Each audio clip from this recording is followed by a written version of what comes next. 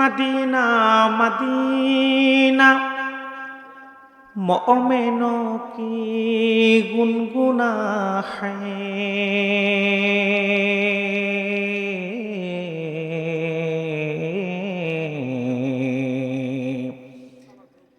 दीदारे Medina आशिकों की तमन्ना है।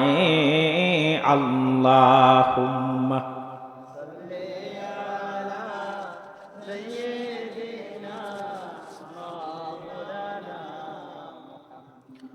وعلى آل سيدنا بلغ العلا بكماله كشف الدجى بجماله حسنت جميع خصاله رسول আমার ভালোবাসা রসুল আমার আলো আশা রসুল আমার প্রেম বিরহের মূল আলোচনা রসুল আমার কাজে কর্মের অনুপ্রেরণা বালাগাল উলা কাশাফাদ দুজা বিজামালিহি হাসনাত জামিউ খিসালিহি সাল্লু আলাইহি। বাংলাদেশের ঐতিহ্যবাহী অঞ্চল বগুড়া জেলার আদমদিঘি উপজেলার চাতুয়া জাব্বারিয়া মুজাদ্দিদিয়া দরবার শরীফের বানিয়ে চাতুয়া জাব্বারিয়া মুজাদ্দিদিয়া দরবার মরহুম আব্দুল জব্বার পীর সাহেব রাহিমাহুল্লাহ প্রতিষ্ঠিত ৭৩তম বার্ষিক ইসালে সওয়াব হালকায়ে জিকির ওয়াজ মাহফিল ২০২৬-এর উপস্থিত সম্মানিত সভাপতি শাহ সুফি হযরত মাওলানা নূর ইসলাম বাবু সাহেব পীর সাহেব মহাকুড়ি দরবার শরীফ ফারেক হাটাজারি, সদরে জলসা যিনি হযরত মাওলানা শাহ সুফি মোহাম্মদ আব্দুল জলিল মিয়া সাহেব গদ্দিনিশিন পীর সাহেব সাতুয়া দরবার শরীফ। আজকে যিনি কথা বলেছেন কেরাত প্রতিযোগিতায় জাতীয় পদকপ্রাপ্ত এই অঞ্চলের প্রখ্যাত ওয়াইজ হাফেজ কারি হযরত মাওলানা আব্দুল গনি সাহেব, প্রশিক্ষক তানজিমুল উম্মাহ মাদ্রাসা কিরাত ও হেফজ শাখা বগুড়া। বিশেষ করে বক্তব্য রেখেছেন এই অঞ্চলের ফুরফুরা সিলসিলার একনিষ্ঠ খাদেম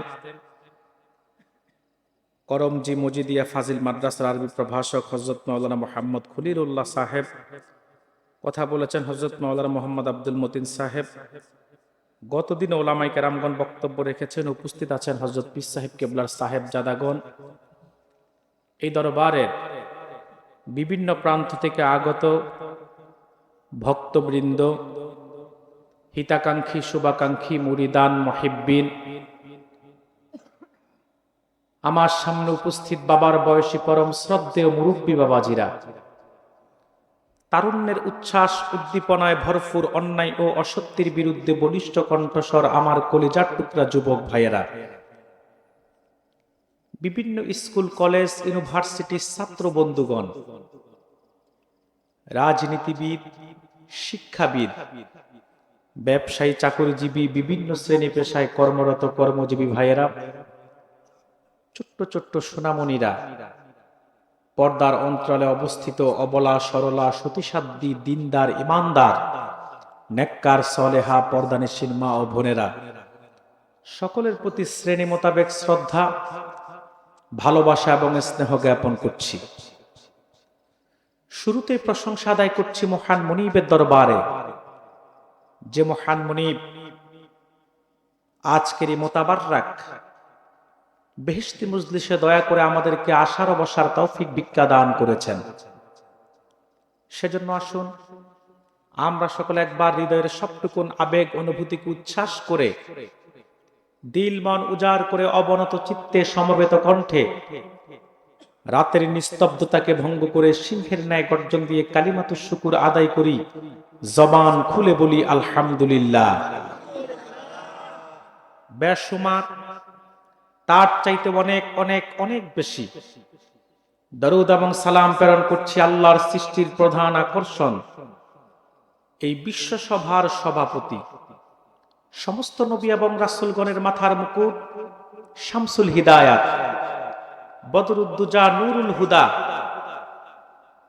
নূরুন আলা নূর, নূরে মুজাসসাম, হুজুরে আকরাম, মানবতার মহান শিক্ষক মুহাম্মদ আল আরাবী, নূর নবী হযরত মুহাম্মদ সাল্লাল্লাহু আলাইহি ওয়াসাল্লামের উপর আল্লাহ তাআলা জিনাকে আজ থেকে ১০০০ বছর আগে পবিত্র রবিউল আউয়াল মাসে পবিত্র মক্কা নগরীতে পিতা আব্দুল্লাহ এবং মা আমেনার কোল ঘেঁষে গোটা জগৎবাসীর জন্য রহমত হিসেবে প্রেরণ করেছেন।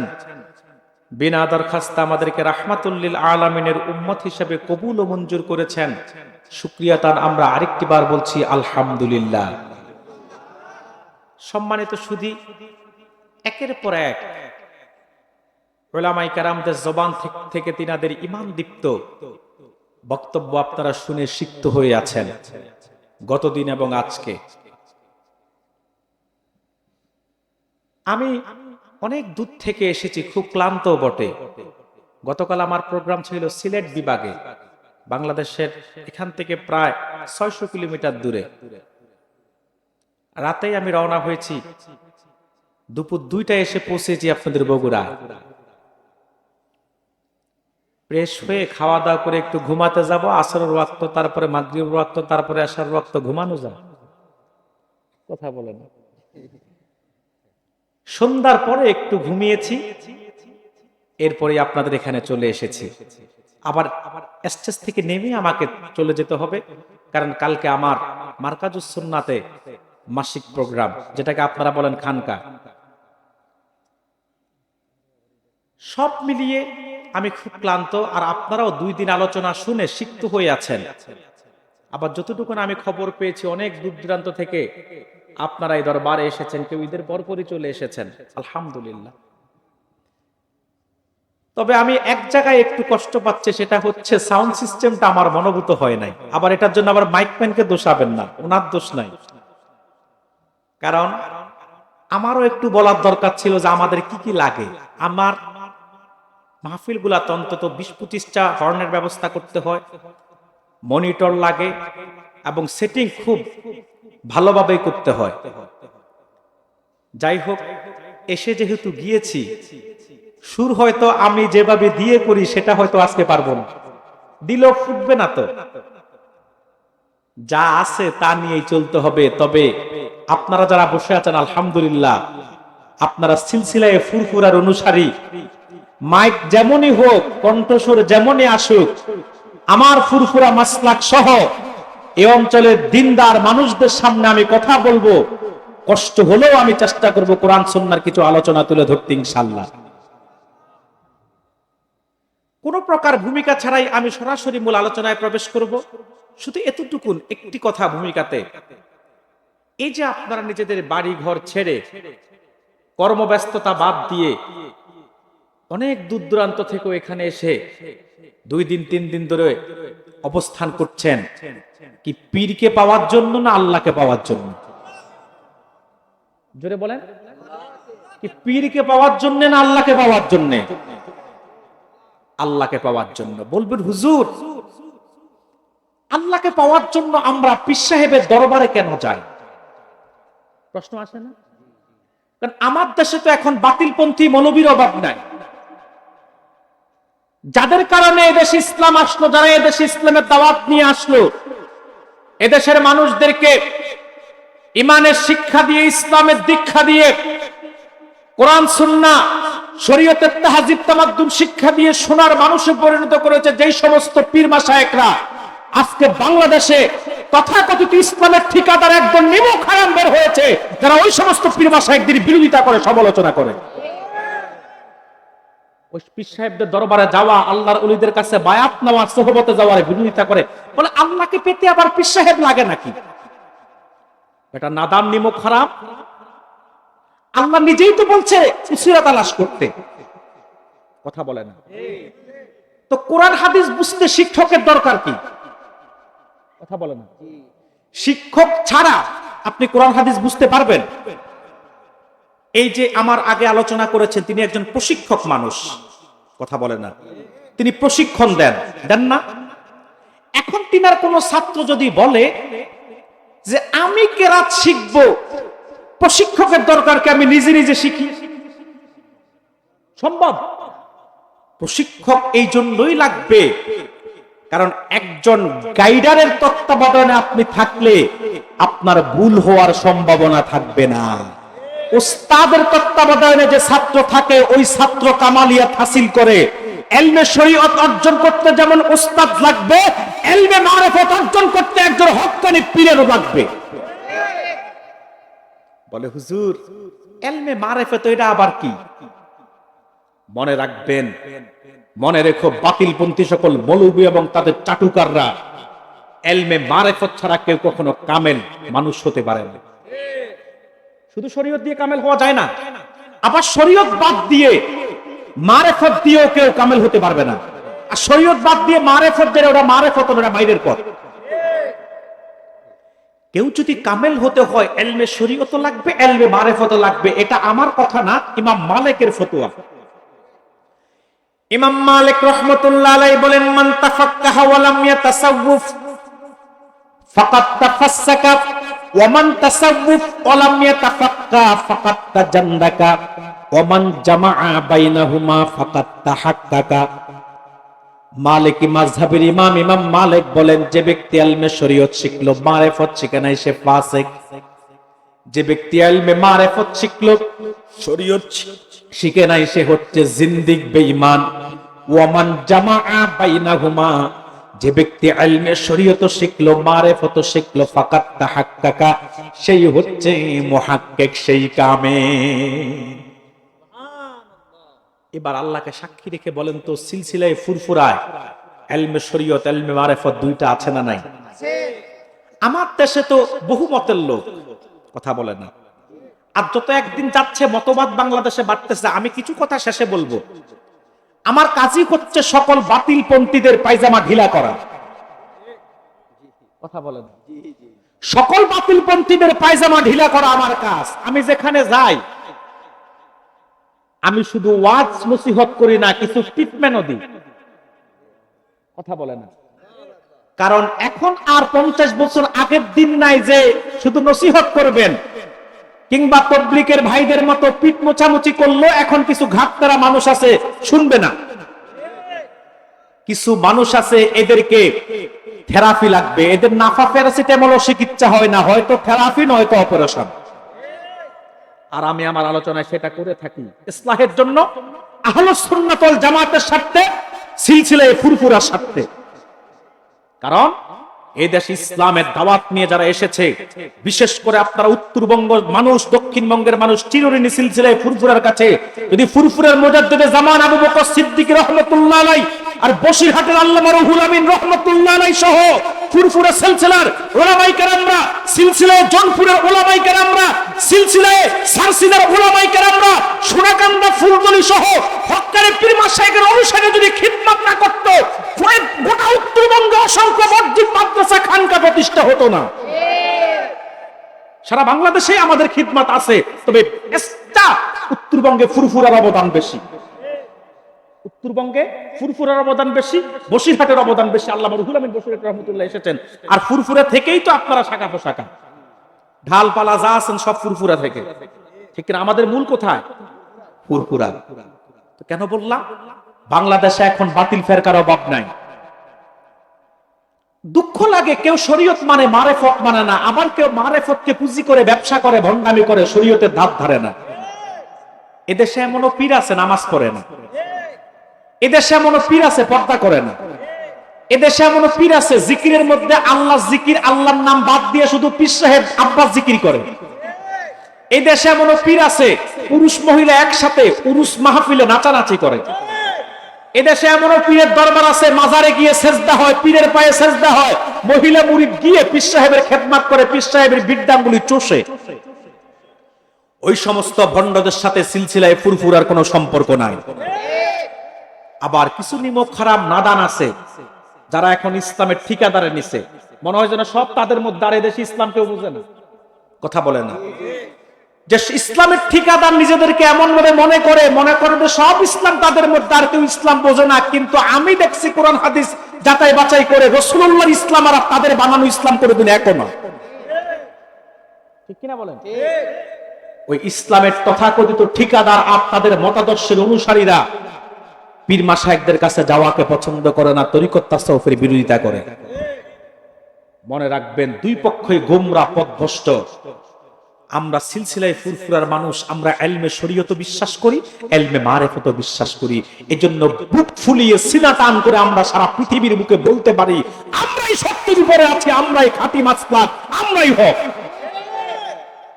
সারা পৃথিবীর কোনো বাতিলপন্থীর ক্ষমতা নাই সিলসিলায় ফুরফুরার একটা আমলের মধ্যে কলম বসাবে। যদি কোনো বাপের বেটা থাকে, এখনো যদি কেউ থাকে, আমি আস্তে বসা আছি, আসো, প্রয়োজনে থেকে যাব, তারপরও তোমাকে মাসলাক বুঝাইয়া যাব, সিলসিলা বুঝাইয়া যাব। আর তোমার যদি পাওয়ার থাকে আমারে বুঝাও, কথা বলে না। তো কথাগুলা কেন বললাম? আপনারা এখানে কেন আসছেন? কি আল্লাহকে পাওয়ার জন্য না পীরকে পাওয়ার জন্য? আল্লাহকে পাওয়ার জন্য। পীর সাহেব হচ্ছে উসিলা মাত্র, মাধ্যম মাত্র। তিনি আপনাকে ইলমে শরীয়ত, ইলমে তরিকতে তালিম দিবে, সিরাতুল মুস্তাকিমের রাস্তা দেখিয়ে দিবে, তিনি আপনাকে নসিহত করবে, রাসূলুল্লাহ সুন্নাহ মোতাবেক জীবন যাপনের পদ্ধতি বাতলায়া দিবে। আপনি আমল করবেন, আল্লাহকে পেয়ে যাবেন, রাসূলকে পেয়ে যাবেন। পীর সাহেব হচ্ছে আপনার গাইডার মাত্র, ঠিক কিনা বলেন? সম্মানিত সুধী, তো আজকে যারা এখানে এসেছেন, আল্লাহ আপনাদেরকে দান করেছেন আজরুন আজিম।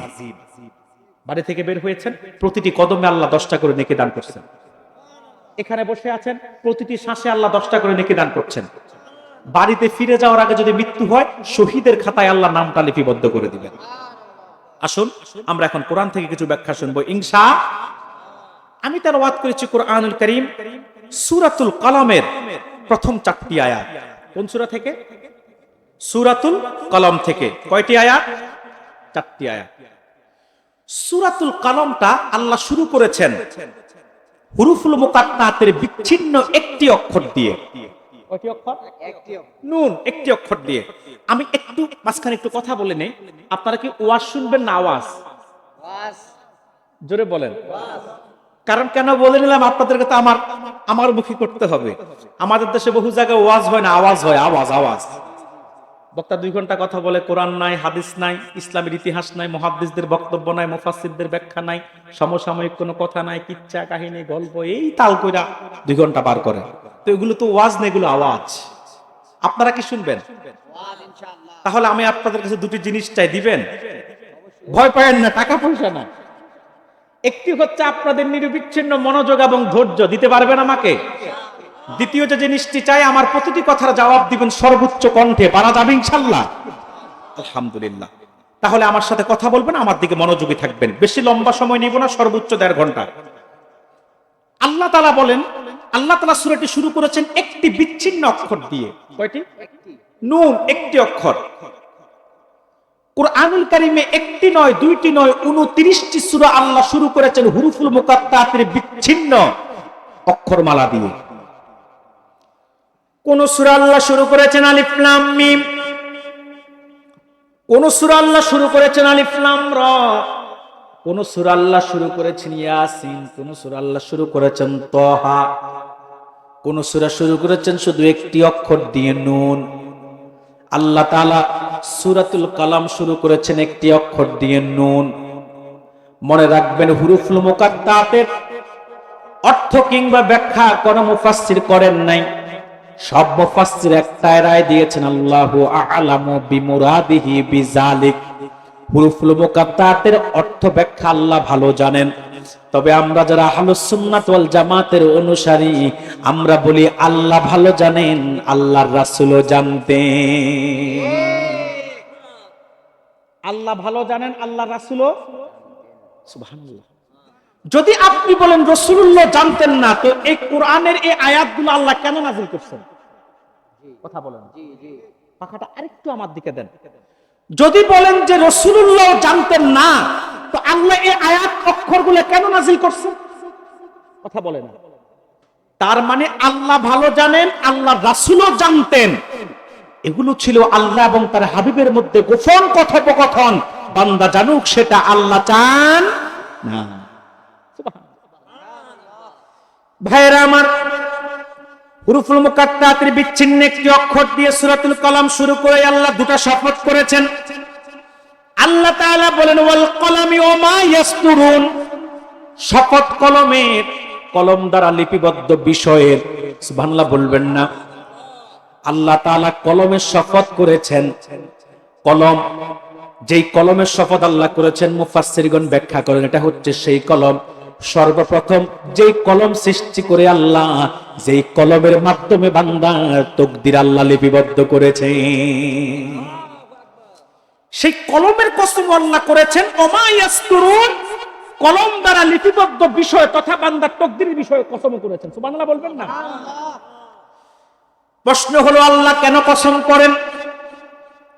আমি আপনি কসম করি আল্লাহর নামে, ওয়াল্লাহি বিল্লাহি তাল্লাহি, আল্লাহর নামে আমরা শপথ করি। কেন শপথটা? এই কারণে করি, শপথের পরে যে কথাটা বলি ওই কথাটার প্রতি যেন বান্দা বিশ্বাস স্থাপন করে।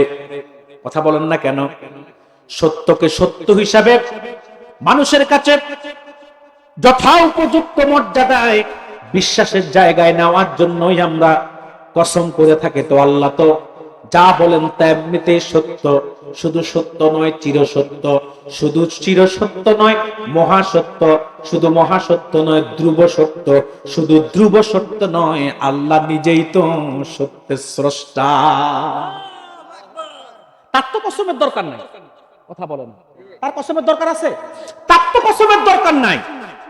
সুবহানাল্লাহ। এরপরও দেখবেন কোরআনে জায়গায় জায়গায় তিনি কসম করছেন। কোথাও ওয়াত-তিন ওয়াজ-যাইতুন ওয়াদ-দুহা ওয়াল-লাইলি ইযা সাজা ওয়াশ-শামস ওয়াল-কামার। কথা বলেন, করছে না? প্রশ্ন হলো কেন? মুহাদ্দিসগণ লেখেন, মুফাসসিরগণ লেখেন, আল্লাহ তাআলার কথা চিরসত্য মহাসত্য ধ্রুব সত্য ইউনিভার্সাল ট্রুথ, কিন্তু তারপরেও তিনি কসম করেন এই কারণে, কসমের পরে যেই কথাটা বলেন ওই কথার প্রতি বান্দার দৃষ্টি আকর্ষণের জন্য, বান্দার ইতমিনানে কলবের জন্য, স্যাটিসফ্যাকশন অফ মাইন্ডের জন্য আল্লাহ কসম করেন। বলেন সুবহানাল্লাহ। সত্যতার নিশ্চিতের জন্য না, বান্দার স্যাটিসফ্যাকশন অফ মাইন্ডের জন্য, ইতমিনানে কলবের জন্য আল্লাহ কসম করেন। তো কয়টা কসম করছে আল্লাহ? দুইটা।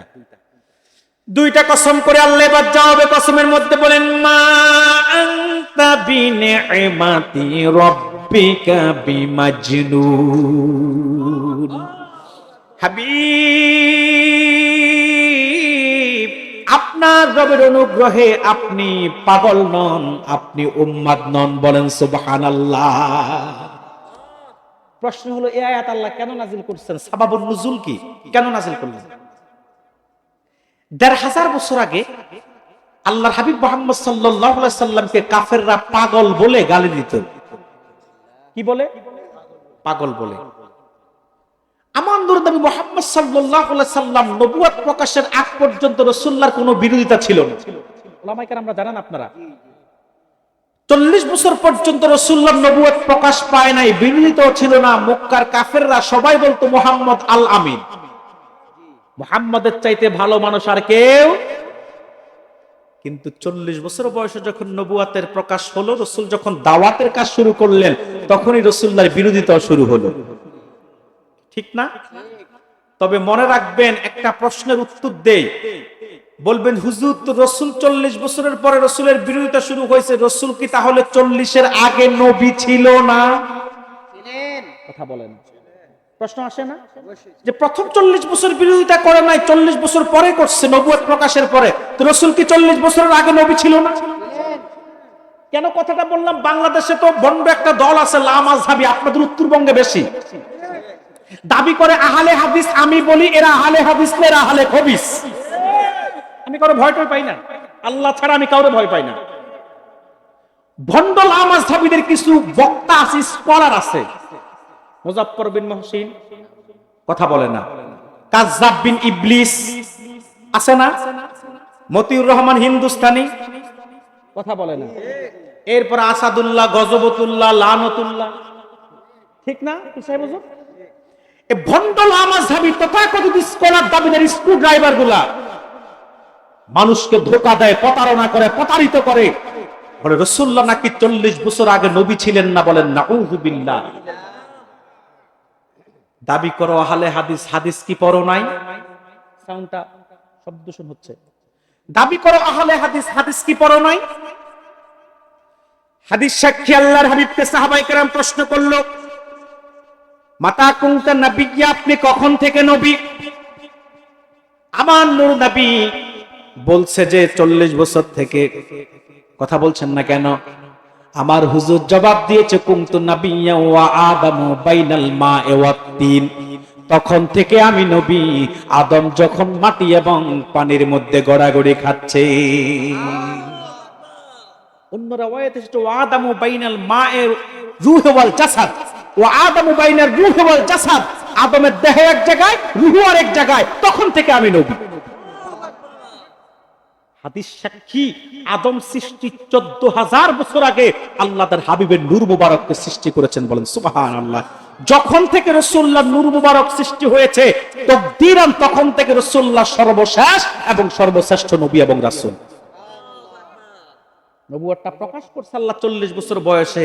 তার মানে রাসূল নবী ছিলেন না এটা বলা যাবে না। আমি একটা উদাহরণ দিলে সহজে বুঝবেন, কারণ আপনারা তো সব কোরআন হাদিস চাইতে উদাহরণটা বুঝবেন। এই যে কারেন্টের তার আছে না আপনাদের অঞ্চলে, এই তার থেকে কারেন্টটা আসে আপনার ঘরের বোর্ডে, কথা বলে না।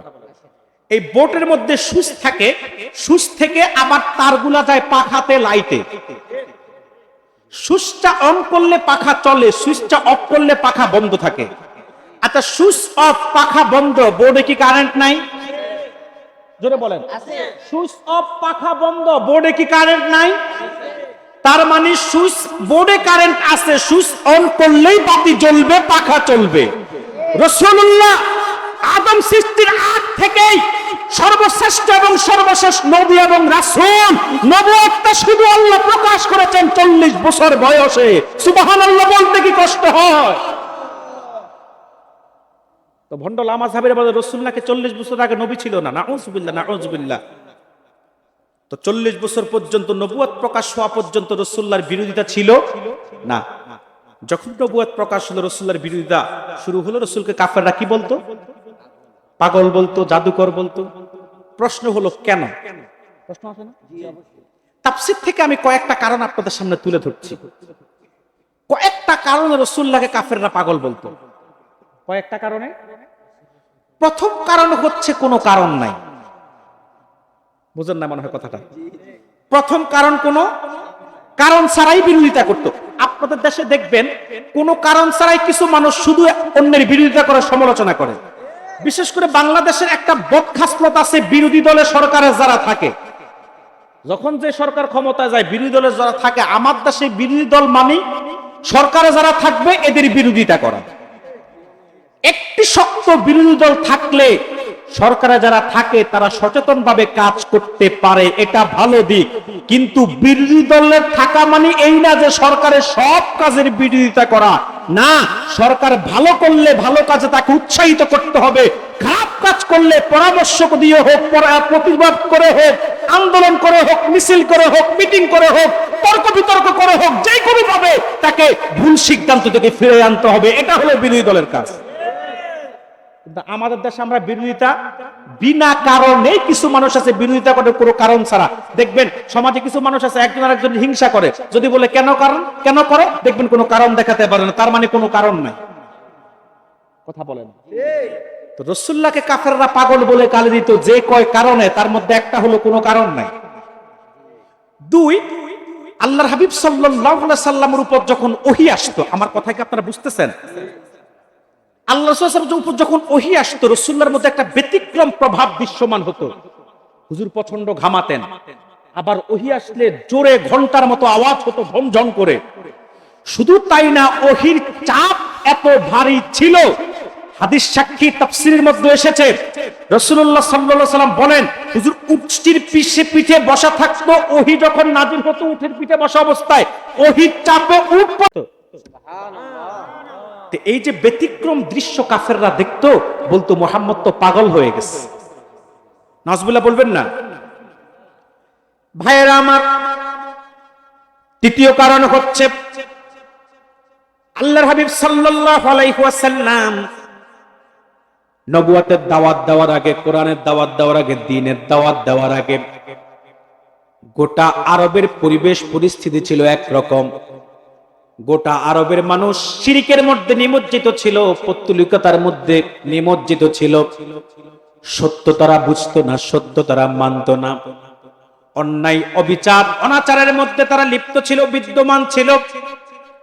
শিরিক কুফর ছিল তাদের নিত্যদিনের কাজ, অর্থাৎ জুলুমাতের মধ্যে, অন্ধকারের মধ্যে তারা ডুবে ছিল। মুহাম্মদুর রাসূলুল্লাহ যখন তাওহীদ আর রিসালাতের দাওয়াত দেওয়া শুরু করলো, গোটা আরবের মানুষ শিরকের মধ্যে নিমজ্জিত। মুহাম্মদুর রাসূলুল্লাহ তখন তাওহীদ আর রিসালাতের দাওয়াত দেয়। যখন কাফেরদের মতের বিপরীতে রাসূলুল্লাহ ভিন্ন একটা মতের দাওয়াত দেওয়া শুরু করলো, তখন তারা বলল, পাগল, বিষয়টা আরো সহজে বুঝবেন আমি যদি সহজ করে দেই। আপনারা এখানে যারা আছেন সব মানুষ একটা মতের উপর, আমি যদি আইসা এখন একটা ভিন্ন মতের কথা বলা শুরু করে দিই, পরিবেশ পরিস্থিতি বিবেচনা না করে, আপনারা বলুন হুজুর মনে হয় পাগল হয়ে গেছে, কি কইতেন না? আপনারা সবাই এক রকম চলতেছেন, আমি যদি ভিন্ন মতের একটা কথা বলি, সত্য ভুল সেটা পরের বিষয়, মতের ভিন্নতা হলেই আপনারা বলবেন হুজুর মনে হয় পাগল হয়ে গেছে। দেখেন না এই দেশে মতের ভিন্নতা হইলে কত গালি গালাজ, কথা বলেন না কেন? একজন আরেকজন রে, এক আলেম আরেক আলেম রে, এত গালি গালাজ। তবে বলুন হুজুর আপনারা তো লামাযহাবের বিরোধিতা করেন কেন? মতের ভিন্নতা এক জিনিস আর আকীদার ভিন্নতা আরেক জিনিস। মতের ইখতিলাফ সাহাবায়ে কেরামদের মধ্যে ছিল, মতের ইখতিলাফ মাযহাবের ইমামদের মধ্যে, মুজতাহিদদের মধ্যে ছিল। মত ভিন্নতা এক জিনিস, মতবিরোধ আরেক জিনিস। যাদের আকীদায় নষ্ট হয়ে গেছে তাদের সাথে কোনো আবার কম্প্রোমাইজ চলে না। আমার দেশে মতের বিরোধ হইলে কি পরিমাণ ঠেলাঠেলি মতের ভিন্নতার মধ্যে, দেখেন না ফেসবুকের কমেন্টসে কি পরিমাণ গালাগালি। আমার দেশের মানুষ সমালোচনা হজম করতে পারে না। আমাদের সমালোচনা যদি কোনো বাতিলপন্থীরা করে আমরা এগুলা গায়ে মাখি না, কিন্তু আমরা দেখি তাদের ভুলের সমালোচনা আমরা করলে আমাদেরকে একেবারে যুদ্ধ লাগায়া দেয় ফেসবুকে কমেন্ট। এদের কাজই এমন। তো কেন বললাম? মতের বিপক্ষে গেলে সমালোচনা হয়। গোটা আরবের মানুষ একমতে চলতো, এক ধাসে চলতো। রাসূলুল্লাহ যখন তাওহীদ আর রিসালাতের দাওয়াত দিল, শিরকপন্থীরা, পৌত্তলিকতায় বিশ্বাসীরা তখন বলল মুহাম্মদ পাগল হয়ে গেছে। আমরা চলি একরকম, সে বলে নতুন কথা, সে কি হয়ে গেছে? কথা বলেন নাউজুবিল্লাহ বলবেন না? এটা ছিল তৃতীয় কারণ। চতুর্থ কারণ ছিল কাফেররা আল্লাহর হাবিব সাল্লাল্লাহু আলাইহি সাল্লামের কাছে সমঝোতার প্রস্তাব দিলেন। রাসূলুল্লাহ চাচা আবু তালেবের কাছে আবু জাহেল সহ কাফেরদের একটা টিম আসলে, এসে বলল, আবু তালেব তোমার ভাতিজা মুহাম্মদকে বলো দ্বীনের দাওয়াত বন্ধ করে দিতে, বিনিময়ে যা চাইবো সব দিব। যদি সে সম্পদ চায় তাকে আমরা সম্পদ দিব, যদি আরবে ক্ষমতা চায় তাকে ক্ষমতা দিব, যদি সুন্দরী নারী চায় তাকে সুন্দরী নারী দিব। তারপরও সে যেন দ্বীনের দাওয়াত দেওয়া বন্ধ করে দেয়। আবু তালেবের কাছে প্রস্তাব দিয়ে কাফেররা চলে গেল। রাসূলুল্লাহ রাতের বেলা দারুল আরকাম থেকে যখন ফিরল, আবু তালেব ভাতিজাকে ডাক দিয়ে বলল, ভাতিজা কাফেররা সমঝোতার প্রস্তাব দিয়েছে। কাফেররা বলেছে যদি সম্পদ চাও তোমাদেরকে সম্পদ দিবে, যদি ক্ষমতা চাও তোমাদেরকে ক্ষমতা দিবে, যদি সুন্দরী নারী চাও তোমাদেরকে সুন্দরী নারী দিবে। তারপরও দ্বীনের দাওয়াত দেওয়া বন্ধ করে দাও। রাসূল কি রাজি হইছে? আপনারা হইলে রাজি হইতেননি? কেমনে কন্যা? বাংলাদেশের মানুষের মধ্যে সম্পদের লোভ, ক্ষমতার লোভ, নারীর লোভ, তিনটাই সবচাইতে বেশি। এই দেশের মানুষ সম্পদের জন্য আপন ভাইয়ের মাথায় বাড়ি দেয়, কথা বলে না। ক্ষমতার জন্য একজন আরেকজনের মাথা বাড়ি দেয়, ঠ্যাং ভাঙে, গুম করে, হত্যা করে, খুন করে, জেল খাটায়, জুলুম করে। এত মজা কেউ বুঝলে উঠতে চায় না, কেউ যাইতে না পারলে যাওয়ার জন্য যত ফর্মুলা আছে সব করে। কেউ কেউ তো পশ্চিমাদের সাথে আতাত করেও যেতে চাইছে, ঠিক কিনা বলেন? নীতি আদর্শ থেকে দূরে সরে পর্যন্ত কেউ কেউ চাইছে তো। চায় না? সম্মানিত সুধী, আমি কিন্তু সবকিছু খোলামেলা বলবো না, ইশারায় বলবো। সম্মানিত সুধী, সম্পদের লোভ বেশি, ক্ষমতার লোভ বেশি, নারীর লোভ তো সবচেয়ে বেশি। অধিকাংশ মানুষের এখন চরিত্র নষ্ট। কথা বলে না? কেউ বিয়ের আগে চরিত্র নষ্ট করে, কেউ বিয়ের পরেও ভালো হতে পারে না, নিজের বউ রেখে অন্যের বউ নিয়ে পরকিয়া করে। আছে না? বাংলাদেশে কি পরিমাণ জেনা ব্যভিচার পরকিয়া চলে সেটা আপনি ভালোভাবে বুঝতে হলে হোটেলগুলাতে যাবেন, আবাসিক হোটেলগুলাতে, পর্যটন এরিয়াতে সাহান নামের টুকরা হয়ে আছে এক একটা অঞ্চল। কথা বলে না? শহর বন্দরের আবাসিক হোটেলগুলা, বিভিন্ন পার্কগুলা, রেস্তোরাঁগুলাতে যাবেন যে কি নোংরা পরিস্থিতি। অধিকাংশ যুবক যুবতী বিয়ের আগেই তাদের সতীত্ব নষ্ট করে। তো এদেশের মানুষের সম্পদের লোভ বেশি, ক্ষমতার লোভ বেশি, নারীর লোভ বেশি। এরা যদি হইতো তো এক চামচে রাজি, একের ভিতরে তিন। কথা বলে না? কিন্তু রাসূলুল্লাহ রাজি হয়েছে? আল্লাহর হাবিব রাজি তো হয় নাই, বরং শক্ত জবাব দিয়েছে। আমার নূর নবী বলল, চাচা কাফেরদেরকে বলে দিয়েন, কাফেররা যে তিনটা প্রস্তাব দিয়েছে তিনটাই তাদের জন্য সহজ, যে তিনটা অফার তারা করেছে তিনটাই তাদের জন্য সম্ভব। চাচা কাফেরদেরকে বলে দিয়েন যদি অসম্ভব কিছু আমাকে দেয়, লাউ আদাআতা শামসা আলা ইয়ামিনি ওয়াল কামারা আলা ইয়াসারি, যদি তারা আমার ডান হাতে আকাশের সূর্যটা তুলে দেয় আর বাম হাতে যদি পূর্ণিমার চাঁদটাও তুলে দেয়, তারপরও আমি মুহাম্মদ এক মুহূর্তের জন্য দ্বীনের দাওয়াত, কালিমার দাওয়াত দেওয়া বন্ধ করব না। এজন্য কাফেররা বলল মুহাম্মদ পাগল। বিষয়টা আরো সহজ করে দিব উদাহরণ দিলে। আমাকে যদি কেউ এখন 10 লাখ টাকা দেন, দিচ্ছেন না, আমি বুঝাচ্ছি, দিলে তো ভালোই হইতো, আমার মসজিদের কাজে লাগাইতাম, পীর সাহেবরা কিছু দিয়া যাইতাম। মনে করেন কেউ একজন 10 লাখ টাকা দিচ্ছেন আমাকে, কিন্তু আমি নিতে রাজি নাই, আমি নিতে, আপনারা বলবেন যে হুজুর মনে হয় পাগল, যে দিচ্ছে নিচ্ছে না। কথা বলেন না, বলবেন না যে হুজুর মনে হয় পাগল, টাকা দিচ্ছে 10 লাখ কিন্তু নিচ্ছে না, বলবেন না? মন্তব্য করবেন না? ঠিক কাফেররা সম্পদ দিতে চায়, নারী দিতে চায়, ক্ষমতা দিতে চায়, মুহাম্মদুর রাসূলুল্লাহ নিতে চায় না, এজন্য কাফেররা বলে মুহাম্মদ পাগল। ভাইয়েরা আমার, একের পর এক আল্লাহর হাবিব কাফেররা পাগল জাদুকর বলে মানসিকভাবে রাসূলুল্লাহকে টর্চার করছে। আরশের মালিক আল্লাহর বরদাশত করতে পারলেন না, আল্লাহ আরশ থেকে জবাব দিয়ে দিলেন 30 পারা কোরআনের মধ্যে। আল্লাহ তাআলা বলে, হাবিব কাফেররা আপনাকে পাগল বলে তিরস্কার করে, আপনাকে গালি দেয়। শুধু গালি দেয় তা নিজেরা গালি দেয় তা না, বিদেশ থেকে যে সমস্ত মেহমানরা আসে তাদেরকেও বলে মুহাম্মদ ইবনে আব্দুল্লাহর কাছে যাবেন না, সে পাগল। নাউজুবিল্লাহ বলবেন না? সিরাত ইবনে হিশামের মধ্যে মুহাম্মদ ইবনে ইসহাকের ছাত্র ইমাম ইবনে হিশাম লেখেন, শাম থেকে, সিরিয়া থেকে, রোম থেকে, পারস্য থেকে যারাই আসতো মক্কায় ব্যবসার কাজে, কাফেররা তাদেরকে বলতো মুহাম্মদের কাছে যাবা না, ব্যবসা করে মক্কা থেকে ফিরে যাবা, মুহাম্মদ ইবনে আব্দুল্লাহ সে পাগল। আবার যে সমস্ত হাজী সাহেবরা মক্কায় হজ করতে আসতো, মিনাতে যখন তাবু গাড়তো, কাফেররা মিনাতে তাবুতে গিয়ে গিয়ে বলে দিত, ও বিন্দেশী হাজী সাহেবরা হজ করতে আসছেন, ভালো কথা, হজ করে মক্কা থেকে ফিরে যাবেন, মুহাম্মদ ইবনে আব্দুল্লাহর কাছে যাবেন না, সে পাগল। নাউজুবিল্লাহ বলবেন না? তবে মনে রাখবেন, মানুষের স্বভাব খুব ভিন্ন, মানুষ যেখানে বাধা পায় মানুষ সেখানে বেশি যায়। দেখবেন পাগলরে যদি কয় সাকু নাড়াইস না, সে আরো বেশি করে নাড়ায়, ওই এতক্ষণ মনে ছিল না এখন মনে করাইয়া দিছ। ঠিক না?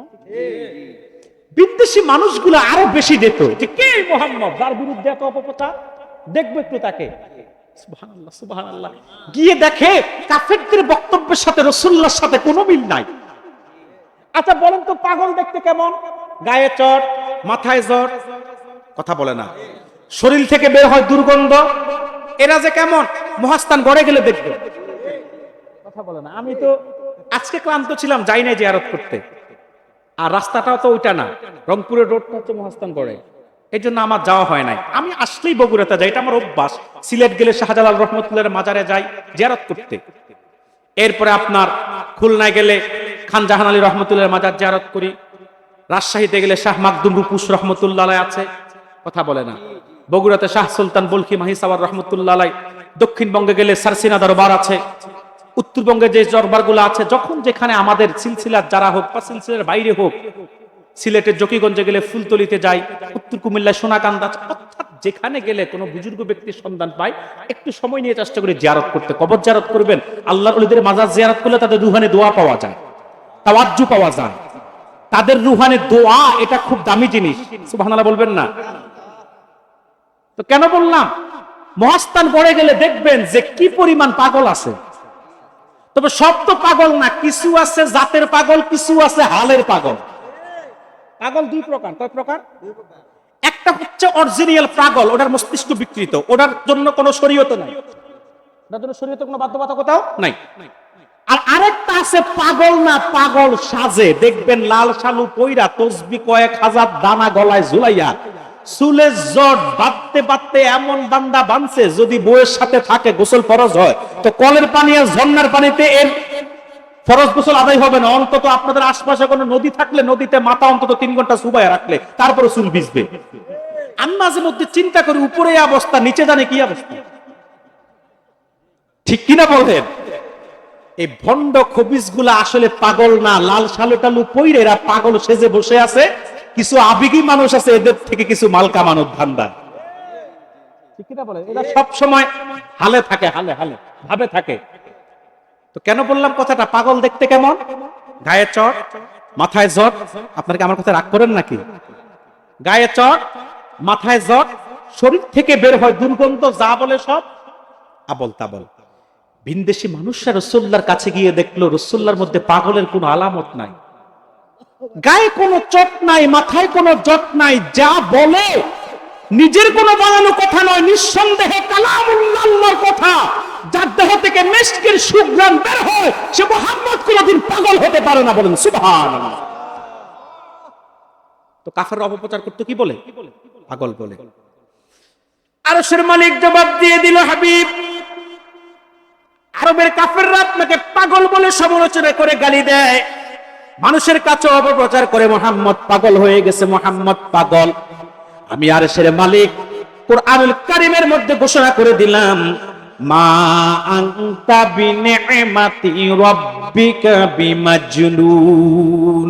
হাবিব, আপনি পাগল নয়, আপনার রবের অনুগ্রহে আপনি উম্মাদ নয়, বরং ওয়া ইন্না লাকা লাআজরান গায়রা মামনুন। আল্লাহু আকবার। আপনার জন্য রয়েছে অসংখ্য পুরস্কার, অসংখ্য নিয়ামত। মুসলমান, আমার রাসূলকে আল্লাহ যেই পরিমাণ নিয়ামত দিয়েছে, পূর্বকার জামানার নবীরা এর ধারে কাছেও নিয়ামত পায় না। এত নিয়ামত আমার রাসূলকে আল্লাহ দিয়েছে, পূর্বকার নবীরা এর ধারে কাছেও নাই। সুবহানাল্লাহ। কত দিছে আমি যদি বলি, খোদার কসম সারা রাত বলতে পারবো। এত নিয়ামত আল্লাহ দিছে, এত নিয়ামত আল্লাহ দিছে। কত নিয়ামত দিছে আল্লাহ তার হাবিবকে, আমি একটু ধারণা দেই শুধু। মুহাদ্দিসগণ স্পেশাল কিছু রাসূলুল্লাহ আল্লাহর পক্ষ থেকে দেওয়া পুরস্কার নিয়ামতকে একত্রিত করছে। কি করছে? একত্রিত করছে, যে যেগুলা শুধু রাসূলুল্লাহর মধ্যে আছে, আদম থেকে ঈসা পর্যন্ত আর কোন নবীর নাই। সুবহানাল্লাহ বলবেন না? আমি কি অন্তত 5-7টা দৃষ্টান্ত দিব আপনাদেরকে? ধৈর্য আছে আপনাদের? আলহামদুলিল্লাহ। কতক্ষণ? আলহামদুলিল্লাহ, আলহামদুলিল্লাহ। মুহাদ্দিসগণ লেখেন, আল্লাহ তার হাবিব কেমন কিছু স্পেশাল নিয়ামত দিয়েছে যা অন্য কাউকে দেন নাই। তার মধ্যে একটি হলো আল্লাহ তাআলা তার হাবিবকে প্রথম মুসলমান বানিয়েছে, যেটা অন্য কোন নবী পান নাই। সুবহানাল্লাহ বলবেন না? আহলুস সুন্নাত ওয়াল জামাতের মানুষ আপনারা শুধু নবীর পাগল, কথা বলছেন না কেন? কি নবীর পাগল না আপনারা? কেন এত নবীর পাগল? কেন এত নবীর পাগল? এবার একটু বুঝবেন কেন নবীর জন্য এত পাগল, এখন একটু বুঝবেন। এমন নবী যিনি সবার শেষে আসার পরও তিনি ছিল প্রথম মুসলমান।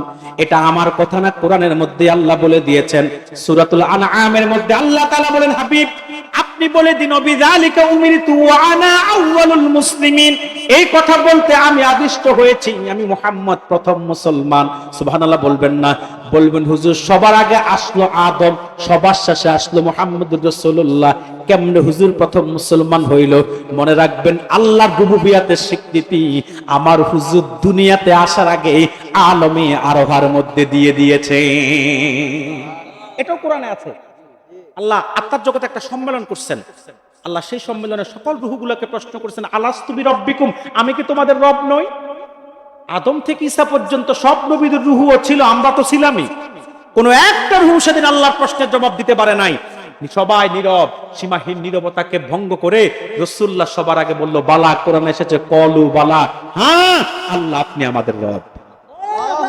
আমার রাসূল প্রথম মুসলমান। দুই, রাসূলুল্লাহ নূর মুবারককে আল্লাহ সর্বপ্রথম সৃষ্টি করেছেন। এই কথাটা বললে কিছু মৌলবী নাক চিৎকায়, কথা বলে না, বলে সর্বপ্রথম সৃষ্টি করছে কলম, কেউ বলে পানি, কেউ বলে আরশ। চারোটাই প্রথম, তবে সর্বপ্রথম রাসূলুল্লাহ নূর মুবারক। এই ব্যাপারে হাদিস এসেছে, আল্লাহ তাআলা বলেছেন যে সর্বপ্রথম আরশ সৃষ্টি করেছেন, প্রথম আরশ সৃষ্টি করছেন, প্রথম কলম সৃষ্টি করছেন, প্রথম পানি সৃষ্টি করছেন, প্রথম হাবিবের নূর সৃষ্টি করছেন। চারোটাই প্রথম, কোনটা সর্বপ্রথম? সব মুহাদ্দিস একমত, সর্বপ্রথম আল্লাহর হাবিবের নূর মুবারক আল্লাহ সৃষ্টি করেছেন। সুবহানাল্লাহ বলেন। তৃতীয়ত, আল্লাহ তাআলা তার হাবিবকে তো নিয়ামত দিয়েছেন। সকল নবীদের ইমাম আল্লাহ তার হাবিবকে বানিয়েছেন ইমামুল আম্বিয়া, ইমামুল মুরসালিন। হাবিব, আপনি শুধু সাধারণ কোন নবী নয়, সাধারণ কোন রাসূল নয়, আপনি শুধু মানুষের নবী নয়, মানুষের রাসূল নয়, আপনি নবিয়ুল আম্বিয়া, সুবহানাল্লাহ বলবেন না। আপনি ইমামুল মুরসালিন, সুবহানাল্লাহ বলবেন না। আপনি সকল নবীদেরও নবী, আপনি সকল রাসূলদেরও ইমাম। বলবেন হুজুর, রাসূল কেমনে ইমামুল আম্বিয়া, ইমামুল মুরসালিন? বুখারীতে এসেছে, আল্লাহ হাবিব সাল্লাল্লাহু আলাইহি সাল্লাম মিরাজ রাতে প্রথম এস্টপিস ছিল হুজুরের বাইতুল মুকাদ্দাস। কোথায়? বাইতুল মুকাদ্দাস। সব নবী রাসূলরা সেদিন উপস্থিত ছিলেন, শুধু একটা জায়গা খালি ছিল, মেহরাব, ইমামতির জায়গা। কে করবে ইমামতি? হযরত আদম চিন্তা করে আমি, যেহেতু আদম, আমি সফিউল্লাহ সবার আগে আসছি। ইব্রাহিম নবী চিন্তা করে আমি তো খলিলুল্লাহ, চান্সটা আমি পাবো। মুসা চিন্তা করে আমি তো কালিমুল্লাহ, চান্স আমি পাবো। ঈসা চিন্তা করে আমি তো রুহুল্লাহ, আমি পাবো। সবার চিন্তাকে বুমেরাং করে দিয়ে আপন হাবিবকে জিবরিলের নেতৃত্বে মেহরাবে পাঠাইয়া নামাজের ইমামের পাশাপাশি নবীদের ইমাম বানায়া দিয়েছেন। শুধু তাই না ভাইয়ের, এত মর্যাদা আল্লাহ তার হাবিবকে দিয়েছেন, এত স্পেশাল পুরস্কার আল্লাহ তার হাবিবকে দিয়েছেন। তার মধ্যে আরেকটা হলো, লাখের উপর নবী রাসূলকে প্রেরণ করে আল্লাহ নবুয়তের সালাতের দরজা বন্ধ করেন নাই, নবুয়তের ইমারতকে আল্লাহ পরিসমাপ্ত করেন নাই। কিন্তু আমার হুজুরকে আল্লাহ প্রেরণ করে নবুয়তের সালাতের দরজা আল্লাহ বন্ধ করে দিয়েছেন, নবুয়তের ইমারতকে আল্লাহ পরিসমাপ্ত করে দিয়েছেন। আল্লাহ সে কথা কোরআনুল কারীমে সূরা আহজাবের মধ্যে বলেছেন। আল্লাহ বলেন, মা কানা মুহাম্মাদুন আবা আহাদিম মির রিজালিকুম ওয়ালাকিন রাসূলুল্লাহি ওয়া খাতামান নাবিয়্যিন। আল্লাহ বলে, মুহাম্মদ সাল্লাল্লাহু আলাইহি ওয়াসাল্লাম তোমাদের মতো প্রাপ্তবয়স্ক কোন পুরুষের পিতা নন, ওয়ালাকিন রাসূলুল্লাহ, তিনি আল্লাহর রাসূল, ওয়া খাতামান নাবিয়্যিন, এবং তিনি সর্বশেষ নবী। এই নিয়ামত অন্য কোন নবী পায় নাই। এই স্পেশাল পুরস্কার মর্যাদা শুধু আমার নূর নবী পেয়েছে। শুধু কি তাই? মুহাদ্দিসগণ লেখেন, আল্লাহ তাআলা হাবিবকে আরেকটা স্পেশাল মর্যাদা দিয়েছেন। লাখের উপর নবী রাসূল শত শত বছর দ্বীনের দাওয়াত দিয়েছে। কত বছর? শত শত বছর দ্বীনের দাওয়াত দিয়েছে। আল্লাহ কারো মাধ্যমে দ্বীনকে পরিপূর্ণ করেন নাই। কিন্তু আমার হুজুর মাত্র 23 বছর মদিনায় 10, মক্কায় 13, মাত্র 23 বছর দ্বীনের দাওয়াত দিয়েছে। ইমাম খাজেন তাফসীরে খাজেনের মধ্যে লেখেন, রাসূলুল্লাহ দুনিয়া থেকে বিদায় নেওয়ার 80 কিংবা 81 দিন পূর্বে রাসূলুল্লাহ আরাফার ময়দানে কুষ্ঠির পিঠে বসে বিদায় হজের ভাষণ দিচ্ছে। সেদিন রাসূলুল্লাহর সামনে 1,24,000, মতান্তরে 1,40,000 সাহাবায়ে কেরাম উপস্থিত ছিল। সুবহানাল্লাহ বলবেন না? আল্লাহ পাঠিয়ে দিলেন জিবরিলকে দিয়ে সূরা মায়েদার আয়াত, আল-ইয়াউমা আকমালতু লাকুম দীনাকুম ওয়া আতমামতু আলাইকুম নি'মাতি ওয়া রাদিতু লাকুমুল ইসলাম দীনা। আল্লাহ বলে, হাবিব, আজকের এই দিনে আমি দ্বীনকে পরিপূর্ণ করলাম। ও আতমামতু আলাইকুম নি'মাতি, আর আমার নিয়ামতকে পরিসমাপ্ত করলাম। আল্লাহু আকবার। তার মানে দ্বীন পরিপূর্ণ হয়ে গেছে 1,500 বছর আগে, নিয়ামত পরিসমাপ্ত হয়ে গেছে 1,500 বছর আগে। সুবহানাল্লাহ বলবেন না? নিয়ামত আপনারা বুঝেননি, কথা বলেন না কেন? কি বুঝেন? বগুড়ার দই খায়া কোন আল্লাহর নিয়ামত খাইছি।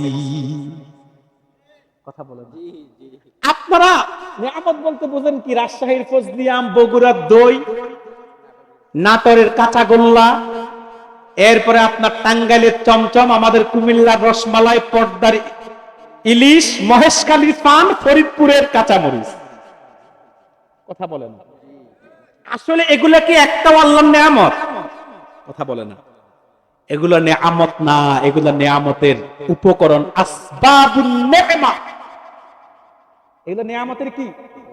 এগুলো নিয়ামত না, এগুলো নিয়ামতের উপকরণ। সুবহানাল্লাহ। এখন আর মজা আছে কই? বগুড়ার দই আর আগের দই আছে? কথা বলে না। পর্দার ইলিশ আর আগের ইলিশ আছে?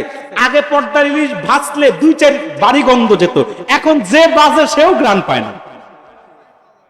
হ্যাঁ, এই তো বললাম তো, এখন পর্দার ইলিশ যে বাজে সেই গ্রান পায় না, ঠিক না? রাজশাহীর ফজলি আম আগে খাইলে, কথা বলে না, আমরা ছোটবেলাও দেখতাম এক এক ফজলি আম অনেক বড় বড়। কথা বলেন না। আর এখন তো ফজলি আম খাবেন কি ফরমালিনের ডরে মুখে দিতে মন চায় না, এগুলো মুখে দিলে জিহ্বা ঠোঁট চুলকা।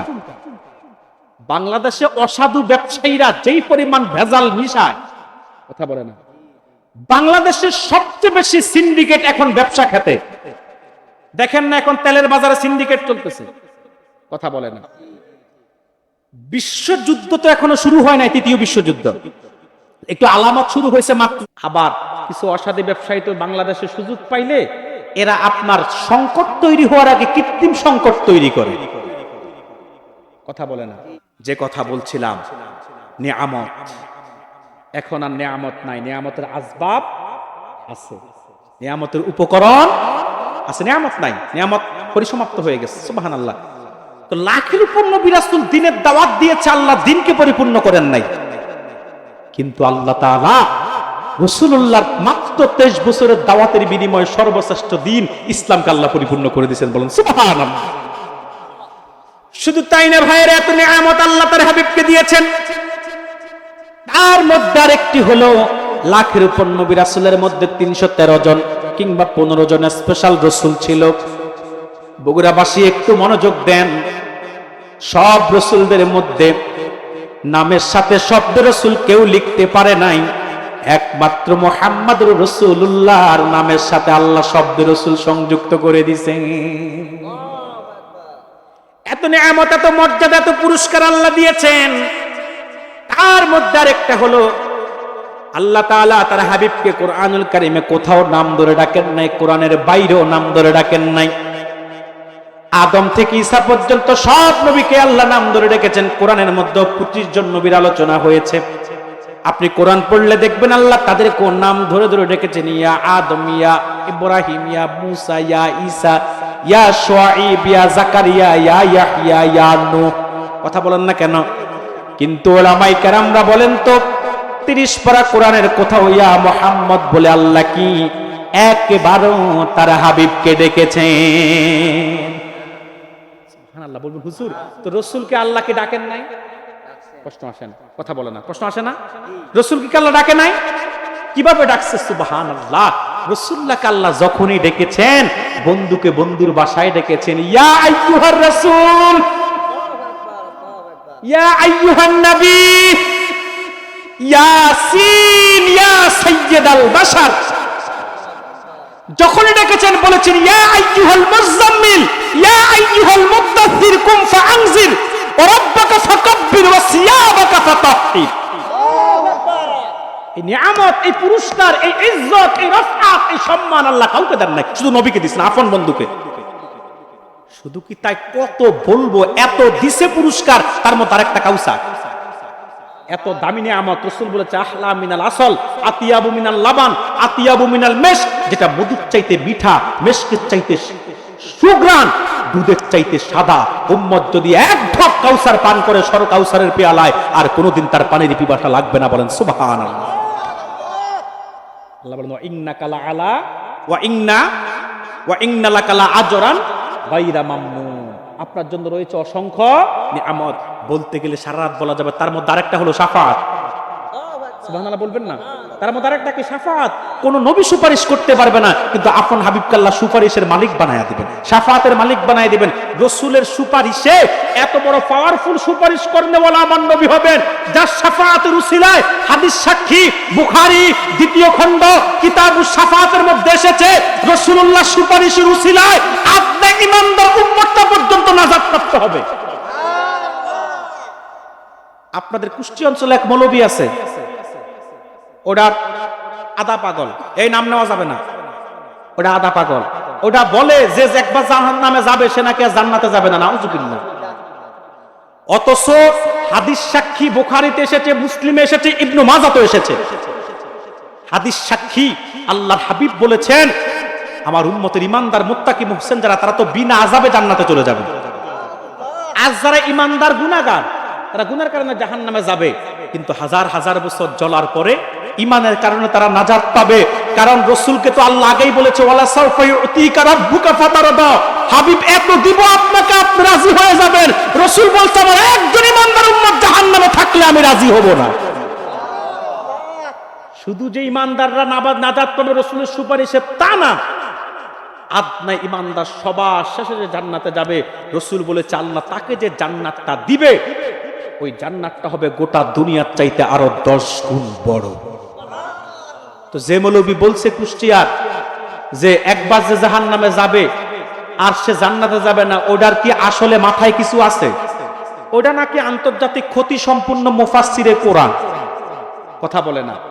অথচ ওই মুফাসসিরের মগজ কি মাথায় না হাঁটুতে আল্লাহ জানে। ওটা বলে পীর সাহেবরা যে কলবের কথা বলে, ওই কলব নাকি মাথায়। নাউজুবিল্লাহ বলবেন না? আচ্ছা ভাই বলেন তো, কলব যদি মাথায় হয় তো মগজ কোথায়? এই ভণ্ড প্রতারকরা কোরআন হাদিস খুব একটা বোঝে না, আর এরা নির্দিষ্ট একটা আদর্শ গণ্ডি আর এজেন্ডার বাইরে বলেও না, চলেও না, ঠিক কিনা বলেন?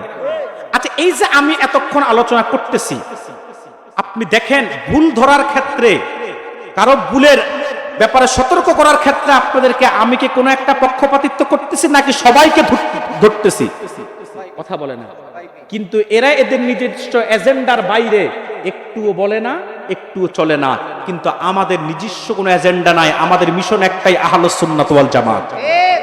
আর এই মানদণ্ডে যারা অপরাধী হয়ে যাবে, এর বিপরীত পথে চলে, আমরা তাদেরকে ছাড় দিব। এবার সে যেই হোক, হাতি হোক মাসি, প্রতিপক্ষ যেই হোক, হাতি হোক আর মাসি হোক, ছাড় দেওয়ার কোনো সুযোগ নাই। রাসূলুল্লাহ সুপারিশ কত দামি, যার শাফাআতের উসিলায় আদনা ঈমানদার উম্মতটা জাহান্নাম থেকে জান্নাতে যাবে।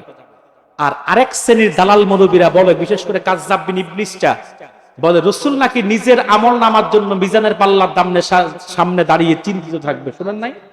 নাউজুবিল্লাহ বলবেন না? না, আমার নূর নবী শাফাআতে কুবরার মালিকও হবেন, শাফাআতে সুগরার মালিক হবেন। এগুলো হচ্ছে রাসূলুল্লাহকে আল্লাহর পক্ষ থেকে দেওয়া নিয়ামত, পুরস্কার। বলেন সুবহানাল্লাহ।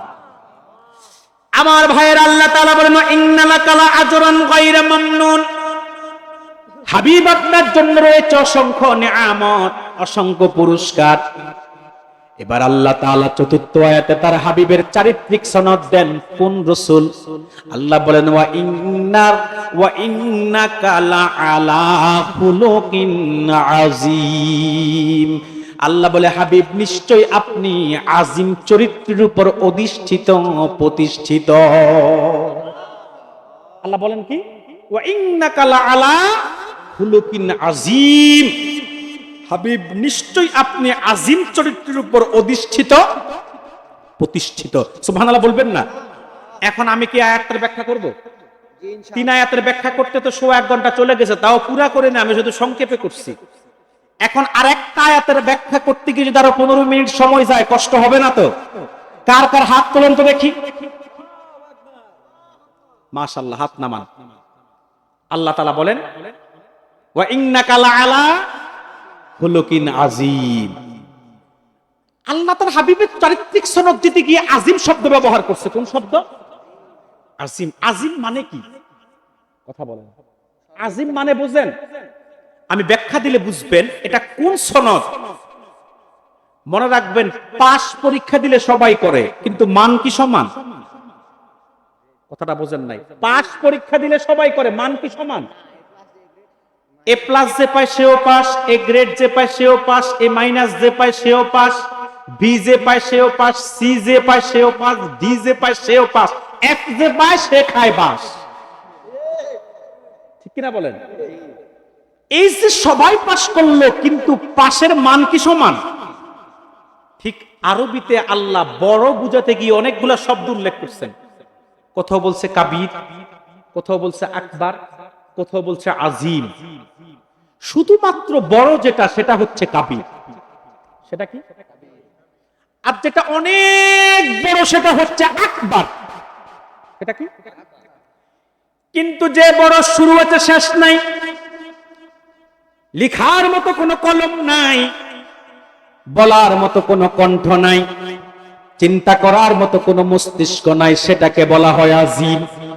সুবহানাল্লাহ বলবেন না? কোরআনের দিকে তাকায়া দেখবেন বগুড়াবাসী, আল্লাহ চারটা জিনিসকে আজিম বলেছেন। এক, আল্লাহ কোরআনকে বলেছে আজিম। দুই, নিজের শানে আল্লাহ বলেছে আজিম। তিন, আল্লাহ আরশকে বলেছে আজিম। চতুর্থ, তো আপন হাবিবের চরিত্রকে আল্লাহ বলেছে আজিম। ওয়া ইন্নাকা লাআলা খুলুকিন আযীম। এখন বিস্তারিত ব্যাখ্যা না দিলে আপনি এই শব্দের ওজনটা ভালোভাবে বুঝবেন না। আল্লাহ কয়টা জিনিসকে আজিম বলছে? এক, আল্লাহ নিজের শানে বলছে আজিম। আল্লাহ আজিম তিনি কেমন? শরহু ফিকহিল আকবার, এটা হানাফি মাযহাবের সবচেয়ে বড় আকীদার কিতাব। শরহু ফিকহিল আকবারের মধ্যে ইমাম আজম আবু হানিফা রাহমাতুল্লাহ বলেছেন, লাইসা কামিসলিহি শায়। তিনি বেমিসাল, আল্লাহর কোনো মিসাল নাই, দৃষ্টান্ত নাই, উদাহরণ নাই। তিনি আজিম, তিনি বেমিসাল, তার কোনো উদাহরণ দেওয়া যাবে না। যাবে? যারা সর্বেশ্বরবাদে বিশ্বাসী তারা, তাদের কথা আল্লাহর সাথে সাদৃশ্যতা পাওয়া যায়। নাউজুবিল্লাহ বলবেন না? আবার এই তো দেহবাদীরা, আবার ভণ্ড লামাযহাবীরাও বলে আল্লাহ নাকি দেহ নিয়ে আরশে বসে আছে। আমার আল্লাহ দেহ থেকে পবিত্র, আল্লাহর হাত আছে, পা আছে। পুরানো কথা এই বিষয়ে আল্লাহ বলেছেন আল্লাহর হাত আছে, ইয়াদুল্লাহি ফাওকা আইদিহিম, বান্দার হাতের উপর আল্লাহর হাত। এখন কথা হচ্ছে যে আল্লাহর হাত আছে, এটা কোন হাত? আল্লাহর চোখ আছে, আমাদের মতো চোখ না। আল্লাহর পা আছে, আমাদের মতো পা না। আল্লাহর হাত আছে, আমাদের মতো হাত না। কেমন? লাইসা কামিসলিহি শায়। আল্লাহর হাত কেমন, যেমন থাকার দরকার, কোনো মিসাল নাই। এই ক্ষেত্রে সর্বেশ্বরবাদী যারা দেহবাদী তারা যেমন ভুল করে, আর ভণ্ড লামাযহাবীরা ওই ক্ষেত্রে ভুল করে। এই জন্য ভণ্ড লামাযহাবীদেরকে আমি মুসলমানই বলতে চাই না। লামাযহাবীদের মধ্যে অনেক ভাগ আছে, তার মধ্যে কট্টরপন্থীদেরকে আমি মুসলমান বলি না, আর শীতলপন্থীদেরকে আমি গোমরা বলি। আপনারা কি আমার সাথে একমত? আলহামদুলিল্লাহ। আল্লাহ বেমিসাল, তিনি আজিম। আল্লাহ কি? বেমিসাল। দুই, আল্লাহ আরশকে, কোরআনকে বলছে আজিম। সুবহানাল্লাহ। এই কোরআনের ব্যাখ্যা কত ব্যাপক জানেন আপনারা? কথা বলেন। জানেন এই কোরআনের ব্যাখ্যা কত ব্যাপক? ইমাম ফখরুদ্দিন রাজি তাফসিরে কাবিরের প্রথম খণ্ডে সূরা ফাতিহার ব্যাখ্যা করতে গিয়ে ইমাম রাজির কলম বন্ধ হয়ে যায়। ইমাম রাজি লেখেন, 30 পারা কোরআনের ছোট্ট এবং প্রথম সূরা সূরাতুল ফাতিহা খুব বড় একটা সূরা নয়, মাত্র 7 আয়াতের একটা সূরা। তার মধ্যে একটা আয়াত আছে, ইয়্যাকা না'বুদু ওয়া ইয়্যাকা নাস্তাঈন। এই এক আয়াতের ব্যাখ্যা করতে গিয়ে ইমাম রাজির কলম বন্ধ হয়ে যায়। ইমাম রাজি বলেন, ইমাম রাজি লেখেন, এই একটা আয়াতের সাথে 10,000 বিষয় সংশ্লিষ্ট আছে। যদি কোনো ব্যক্তি হক আদায় করে তাফসীর লিখতে যায়, 10,000 খণ্ডে তাকে তাফসীর লিখতে হবে। সুবহানাল্লাহ বলবেন না? একটু চিন্তা করে দেখেন তো বগুড়াবাসী, যদি কোরআনের একটা আয়াতের ব্যাখ্যা যদি 10,000 খণ্ডের তাফসীর হয়, যেই কোরআনকে আল্লাহ আজিম বলেছে, গোটা 30 পারা কোরআনের ব্যাখ্যা কত ব্যাপক। তিন, আল্লাহ আরশকে বলছে আজিম। আরশ কত বড় আমি কি একটু উদাহরণ দিব? কথা বলে না? কত বড়? এই যে আপনারা বগুড়ার আদমদিঘির সাতুয়া অঞ্চল, এই অঞ্চলের মানুষ, কিংবা এখানে তো নাটোর, রাজশাহী, বাংলা, সিরাজগঞ্জ, আর কোথায়, জয়পুরহাট, দিনাজপুর, গাইবান্ধা, মাশাআল্লাহ বহু জেলা থেকে লোক আসছেন না? কম বেশ? না তো না, অর্থাৎ কয়েকটা জেলা থেকে আপনারা লোক আসছেন না? যে যার জায়গা থেকে আপনারা আকাশে পশ্চিম দিকে পূর্ব দিকে সকালে একটা সূর্য দেখেন, কত বড়? কথা বলে না, এত বড় দেখেন একটা থালার মতো। আচ্ছা বলেন তো, সূর্যটা যত বড় দেখেন অত বড় না আরো বড়? তবে আপনাদের বগুড়া থেকে ছোট। হ্যাঁ, আপনারা তো রংপুর বিভাগ, রাজশাহী বিভাগ, রাজশাহী বিভাগ থেকে ছোট, আরো বড়। তো বাংলাদেশ থেকে পৃথিবীর চাইতে 13 লক্ষ গুণ বড়। সুবহানাল্লাহ। পৃথিবীটা কত বড়, কথা বলেন, পৃথিবীটা কত বড় আপনি জানেন কিনা আমি জানি না। আমি একটা তথ্য দিই আপনাদেরকে, বিজ্ঞান এখনো পৃথিবীর উত্তর মেরু দক্ষিণ মেরু খুঁজে পায় নাই। সুবহানাল্লাহ বলবেন না? 2, আটলান্টিক মহাসাগরে সমুদ্রে একটা জায়গা আছে বারমুদা ট্রায়াঙ্গল, যেখানে পানি দিয়ে জাহাজ চলে না, উপর দিয়ে বিমান চলে না। কি যে কারণ বিজ্ঞানী এখনো পারে না। শুনি নাকি সাতার বিজ্ঞানীরা মঙ্গল গ্রহে জায়গা জমিন কেনা বেচা শুরু করছে। বিক্রি করলাম, করে তারা গিয়ে বুঝলাম ভালো কথা, কিনে কে? কথা বলে না। 3, আফ্রিকাতে একটা জঙ্গল আছে মহাবন অ্যামাজন, নাম শুনছেন? এই জঙ্গলে কি কি আছে বিজ্ঞান এখনো খুঁজে বের করতে পারে। হ্যাঁ, এত বিশাল পৃথিবী, এর চাইতে 13 লক্ষ গুণ বড় সূর্য। এখন প্রশ্ন হলো, সূর্যের চাইতে বড় কি আর কিছু নাই প্রথম আকাশের নিচে? তারকারাজি। আমেরিকার নাসা বলেছেন আকাশের সবচেয়ে ছোট তারকাটা সূর্যের চাইতে 10 লক্ষ গুণ বড়। এর চাইতে বড় কিছু নাই। কোটি কোটি মিলিয়ন মিলিয়ন তারকারাজি দিয়ে আল্লাহ বানিয়েছেন একটা গ্যালাক্সি, যেটাকে বলা হয় ছায়াপথ। তার চাইতে বড় হলো ব্ল্যাক হোল, যেটাকে বলা হয় কৃষ্ণ গ্রহবর। কত বড় জানেন? আমেরিকান নাসা বলেছেন সাদা একটা কাগজের মধ্যে বলফিন দিয়ে চাপ দিলে একটা বিন্দুর ফোঁটা পড়লে বিন্দুর ফোঁটাটা যায় কাগজের মধ্যে যতটুকু জায়গা দখল করে, বিশাল গ্যালাক্সিকে ব্ল্যাক হোলে ফেললে তার চাইতে বেশি জায়গা দখল করে। এই যে সূর্য, চন্দ্র, নক্ষত্র, নেহেরিকা, ধূমকেতু, ব্ল্যাক হোল, কৃষ্ণ গ্রহবর যা আছে সবকিছু প্রথম আকাশের নিচে। জমিন থেকে প্রথম আকাশ 500 বছরের রাস্তা।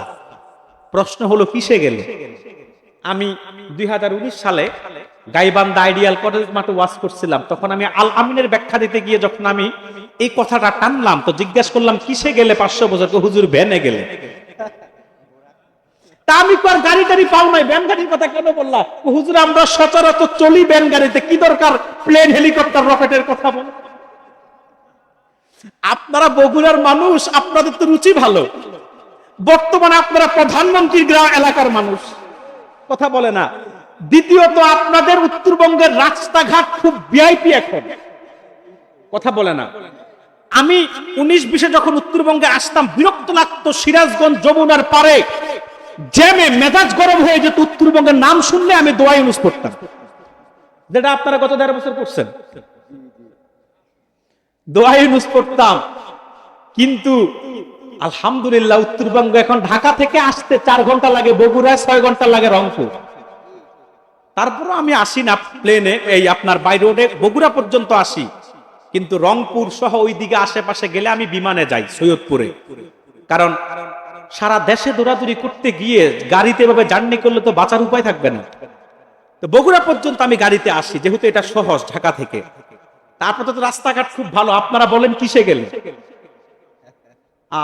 ভালো, আল্লাহ চালু করে দেখ, সাথে সাথে আমাদের কুমিল্লারটা হোক। বলেন কিসে গেলে? আপনারা একটু বলেন, কথা বলেন না। কিসে গেলে একটু বলেন না, যে যেটা জানেন ওটা বলেন। Rocket, plane. আচ্ছা যাই হোক, প্লেনের চাইতে দ্রুত চলে রকেট। কত দ্রুত যায় জানেন? প্রতি সেকেন্ডে রকেট যায় 7.5 কিলোমিটার। কত কিলো? প্রতি সেকেন্ডে রকেট কত কিলো যায়? 7.5 কিলোমিটার। কিন্তু জমিন থেকে প্রথম আকাশ 500 বছরের রাস্তা রকেটে গেলেও না। কিসে গেলে? আলোর গতিতে। আলো 1 সেকেন্ডে যায় 1,86,000 মাইল। এত আসতে বললেন, ক্ষুধা লাগছে মনে হয় আপনাদের। আপনাদের পীর সাহেবের তো মন বড়, খাবারের ব্যবস্থাও রাখছে। এই তো আমার আলোচনা শেষ হলে তিনি নসিহত করে মোনাজাত দিবে, খাবারের ব্যবস্থা আছে ইনশাআল্লাহ। ভাত খাওয়াবে, খিচুড়িও না, গোশত দিয়া, গরু গোশত না, মাশাআল্লাহ, গরু গোশত যেটার কেজি 800 টাকা। আলহামদুলিল্লাহ, আলহামদুলিল্লাহ। এটাই আমাদের ফুরফুরা সিলসিলার পীর মাশায়েখদের মন অনেক বড়, জৌনপুর সিলসিলার পীর মাশায়েখদের মন অনেক বড়। আপনারা জানেন না, আপনারা তো বগুড়ার মানুষ, সিলেটে একজন পীর আছে, একটা বড় দরবার আছে ফুলতলি, ওই দরবারের পীর সাহেবের মন এত বড়, হাজার হাজার এতিম নিজে লালন পালন করে। আলহামদুলিল্লাহ বলবেন না? ওখানে হাজার হাজার ছাত্ররা দারুল কেরাতে পড়ে, পীর সাহেব তাদের খেদমত করে। পীর সাহেবের মন এত বড়, আপনাদের একটা ধারণা ভাঙায়, আপনারা তো মনে করেন পীর সাহেবরা শুধু নেয়, পকেটে ঢুকায়, বের করে না। না, এটা ভুল ধারণা। হক্কানি পীর মাশায়েখরা খায়ও খাওয়ায়ও, হাদিয়া নেও দেও, শুধু মুরিদ থেকে নেয় না, মুরিদের দুঃখের সময় মুরিদের পাশে গিয়ে দাঁড়ায়। ফুলতলির বড় সাহেব যিনি এখন আছে, আমি তিনাকে বলি হাতেম তাই, যিনি অসংখ্য মানুষের ঘর তৈরি করে দেয়, অসংখ্য মানুষকে, গরিব মানুষকে ঘর তৈরি করে দেয়, আগুনে পুড়ে গেলে তার ঘর বাড়ি তৈরি করে দেয়, হাজার হাজার এতিমকে লালন পালন করে। শুধু তাই না, অসংখ্য মানুষের খিদমত করে, খিদমতে খালকে বিশাল দৃষ্টান্ত তিনি স্থাপন করেছেন।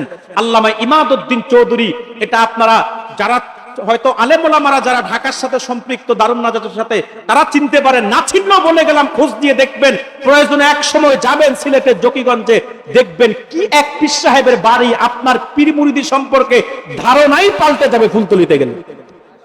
গেছেন 3 বার? হ্যাঁ, ঠনঠনিয়া থেকে তিনারা 3 বাস গেছে, গরু জবাই করে পীর সাহেব রাতের বেলা খাওয়াইছে, রাতের 1টা। বুঝেন না? এটা তো সাধারণ বিষয়।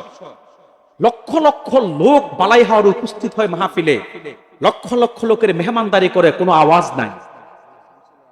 আদব শৃঙ্খলার ক্ষেত্রে এক অনন্য। কেন বললাম? আপনাদের পীর সাহেব বড় মনের। আপনারা বিভিন্ন জেলা থেকে যত মুরিদানরা এসেছেন, আপনাদের জন্য তিনি গোশত ভাত মেহমানদারির ব্যবস্থা করেছেন। আলহামদুলিল্লাহ বলবেন না? আলহামদুলিল্লাহ। কেন বললাম এতগুলা কথা? কথা বলে না। আপনারা কি দুর্বল হয়ে গেছেন নাকি ক্ষুধায়? আলহামদুলিল্লাহ। জমিন থেকে প্রথম আকাশ 500 বছরের রাস্তা কিসে গেলে? আলোর গতিতে। আলো 1 সেকেন্ডে যায়। এবার একটু হিসাব মিলান, তাহলে 60 সেকেন্ডের 1 মিনিটে আলো কতটুক যায়? 60 মিনিটের 1 ঘন্টায় আলো কতটুক যায়? 24 ঘন্টার 1 দিনে আলো কতটুক যায়? 12 মাসের 1 বছরে আলো কতটুক যায়? পদার্থ বিজ্ঞানের ভাষায় এটাকে বলা হয় 1 আলোক বর্ষ। এইরকম আলোক তার নিজস্ব গতিতে 500 বছর চললে আমার আল্লাহর প্রথম আকাশটা খুঁজে পায়। জমিন থেকে প্রথম আকাশ যত দূরে তত মোটা, তার চেয়ে বেশি দূরে দ্বিতীয় আকাশ, তারপরে তৃতীয়, তারপরে চতুর্থ, পঞ্চম, ষষ্ঠ, সপ্তম, লা মাকান লা জামান, তারপরে সিদরাতুল মুনতাহা শেষ, তারপরে 70,000 নূরের পর্দা। একটা নূরের পর্দা থেকে আরেকটা নূরের পর্দার দূরত্ব 500 বছরের রাস্তা।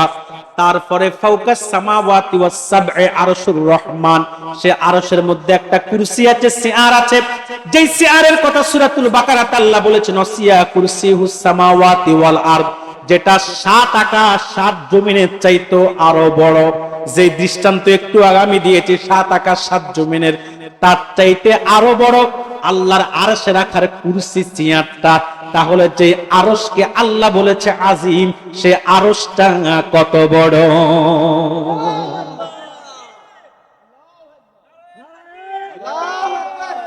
আল্লাহ কয়টা জিনিস আজিম বলছেন?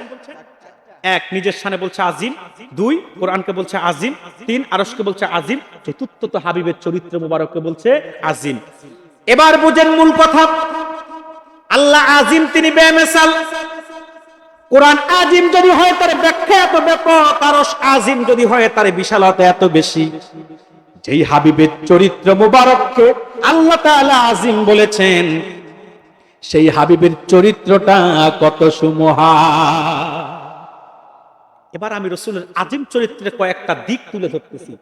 পুরা 63 বছরের চরিত্র বলতে গেলে তো আমার কয়েকদিন লাগবে, কিছু কিছু করে বললে। আমি শুধু কয়েকটা দিক তুলে ধরতেছি, কেমন ছিল সে আজিম চরিত্র। আল্লাহ যে বলছে ওয়া ইন্নাকা আলা খুলুকিন আজিম, কেমন ছিল সে আজিম চরিত্র। তার মধ্যে একটি 63 বছর জিন্দেগিতে মুহাম্মদুর রাসূলুল্লাহ একটা মিথ্যা কথাও বলেন নাই। কি আজিম চরিত্র!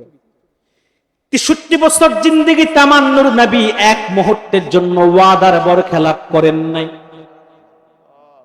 সুবহানাল্লাহ, কি বলতে কষ্ট হয়। এখন তো আমরা মাইক পাইলে কত ওয়াদা দিই, কথা বলেন না কেন? মাইক পাইলে কত ওয়াদা দিয়ে হেন করুঙ্গা তেহেন করুঙ্গা, লাঠি কা আন্দার মে মুগুর বরুঙ্গা। যেদিক দিয়ে সুই চলবে না সেদিক দিয়ে কুরআন চালায়া দিবে, কিন্তু করার বেলা কিচ্ছু নাই। আবার আমার দেশে কিছু আপনার চুলকানি অ্যালার্জি রোগী আছে, এদেরকে আবার আরেক বদভ্যাস, কেউ যদি কোনো ওয়াদা দিয়ে করে সেটাও সহ্য করতে পারে না, ঠিক না? আমি আর বিস্তারিত বললাম না। কোন কেউ যদি ওয়াদা দিয়ে প্রতিশ্রুতি দিয়ে তা বাস্তবায়ন করে সেটারও সমালোচনা করে, কথা বলে না। মনে রাখবেন, আমার নূর নবী মুহাম্মদ সাল্লাল্লাহু আলাইহি সাল্লামের চরিত্র এত দামি ছিল, একটা ওয়াদার বরখেলাপ রাসূলুল্লাহ 63 বছরে করেন নাই।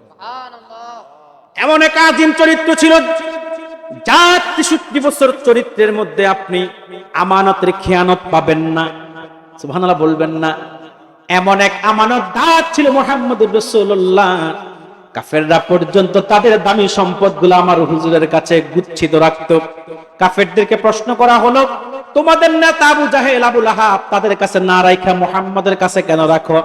আমাদের নেতা যদিও আবু জাহেল, স্বভাব তো আরেকটা, দিমু একরকম ফিরায় দিব আরেক রকম। দেখেন না, বাংলাদেশেও যারা নেতৃত্বে যায় অধিকাংশ আছে চোর, কথা বলছেন না কেন? রিলিফের চাল চুরি, ডাল চুরি, তেল চুরি, টিন চুরি, রাস্তার ইট চুরি, কালবাড়ের রড চুরি করে খায়, কি ঠিক না? তো অধিকাংশ নেতার চরিত্র এমন, জনগণেরটা খাইতে খাইতে এদের পেট একটা 3 হাত উঁচা হয়েছে, কথা বলে না? তো ওই আরবের কাফেররাও জানতো আমাদের নেতা আবু জাহেল, কিন্তু স্বভাব তো ওইটা। এজন্য তারা দামি সম্পদ রাখতো কার কাছে? মুহাম্মদুর রাসূলুল্লাহর কাছে। যার চাইতে শ্রেষ্ঠ কোন আমানতদার পৃথিবীতে ছিল না, আসবেও না। এমন এক আযীম চরিত্রের অধিকারী ছিল আমার হুজুর সাল্লাল্লাহু আলাইহি ওয়াসাল্লাম, যার চরিত্রের মধ্যে তিনি ইনসাফ, ন্যায় বিচারের দৃষ্টান্ত স্থাপন করেছেন। সুবহানাল্লাহ বলবেন না?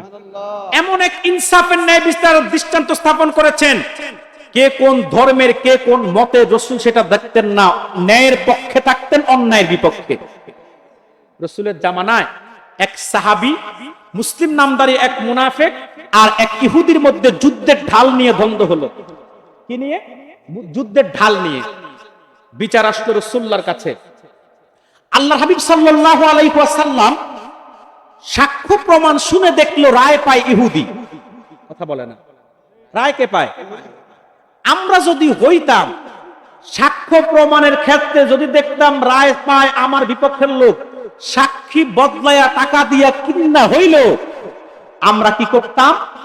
নিজের দলের লোকরে বাঁচায়া দিতাম, কথা বলে না? নিজের মতের লোকরে বাঁচায়া দিতাম। আমার দেশে ইনসাফ, ন্যায় বিচার আছে কই? বিচারের পানি তো, বিচারের গানি তো নিবৃতে কাঁদে, কথা বলে না? ঠিক না? আমার দেশে ন্যায় বিচার, ইনসাফ কই আছে? বৈষম্য ছিল, আছে, রয়েই যাবে সব সময়। ইনসাফ এ জাতির কপালে এত সহজে জুটবে না। তো বলবেন, হুজুর ইনসাফপন্থীদেরকে আপনারা ভোট দেন না কেন? মনে রাখবেন, রাসূলুল্লাহর ইনসাফ আর পশ্চিমাদের শিখানো ইনসাফ এক না, কথা বলে না? রাসূলুল্লাহর ইনসাফ আর পশ্চিমাদের বাতলিয়ে দেওয়া ইনসাফ এক না। মদিনার ইসলাম আর ঠিকাদারদের ইসলাম এক না, মানুষের বানানো ইসলাম এক না। আল্লাহর ওলিরা মানুষদেরকে যে ইসলামের দাওয়াত দিয়েছে, জলফুর, ফুরফুরা, সালসিনা, সোনাকান্দা, ফুলতলি, আপনাদের মহাস্থান করে যিনি ঘুমিয়ে আছে, শাহ সুলতান বলখি যিনি মাছের পিঠে করে বগুড়াতে এসেছে, খান জাহানি রহমতুল্লাহ আলাইহি, শাহ মাকদুম রূপুস, শাহজালাল, শাহ ফরহান, শাহ কারামত, আউলিয়া কেরামদের আবাদকৃত বাংলায়, মনে রাখবেন, প্রকৃত মদিনার ইসলাম ছাড়া কারো মন গড়া ইসলামকে আল্লাহর ওলিদের অনুসারীরা, আহলুস সুন্নাতের মানুষরা কখনো সমর্থন করবে না, করবে না, করবে না। কারা কারা একমত আছেন আমার সাথে? হাত তুলে আল্লাহকে দেখা। নারায়ে রিসালাত,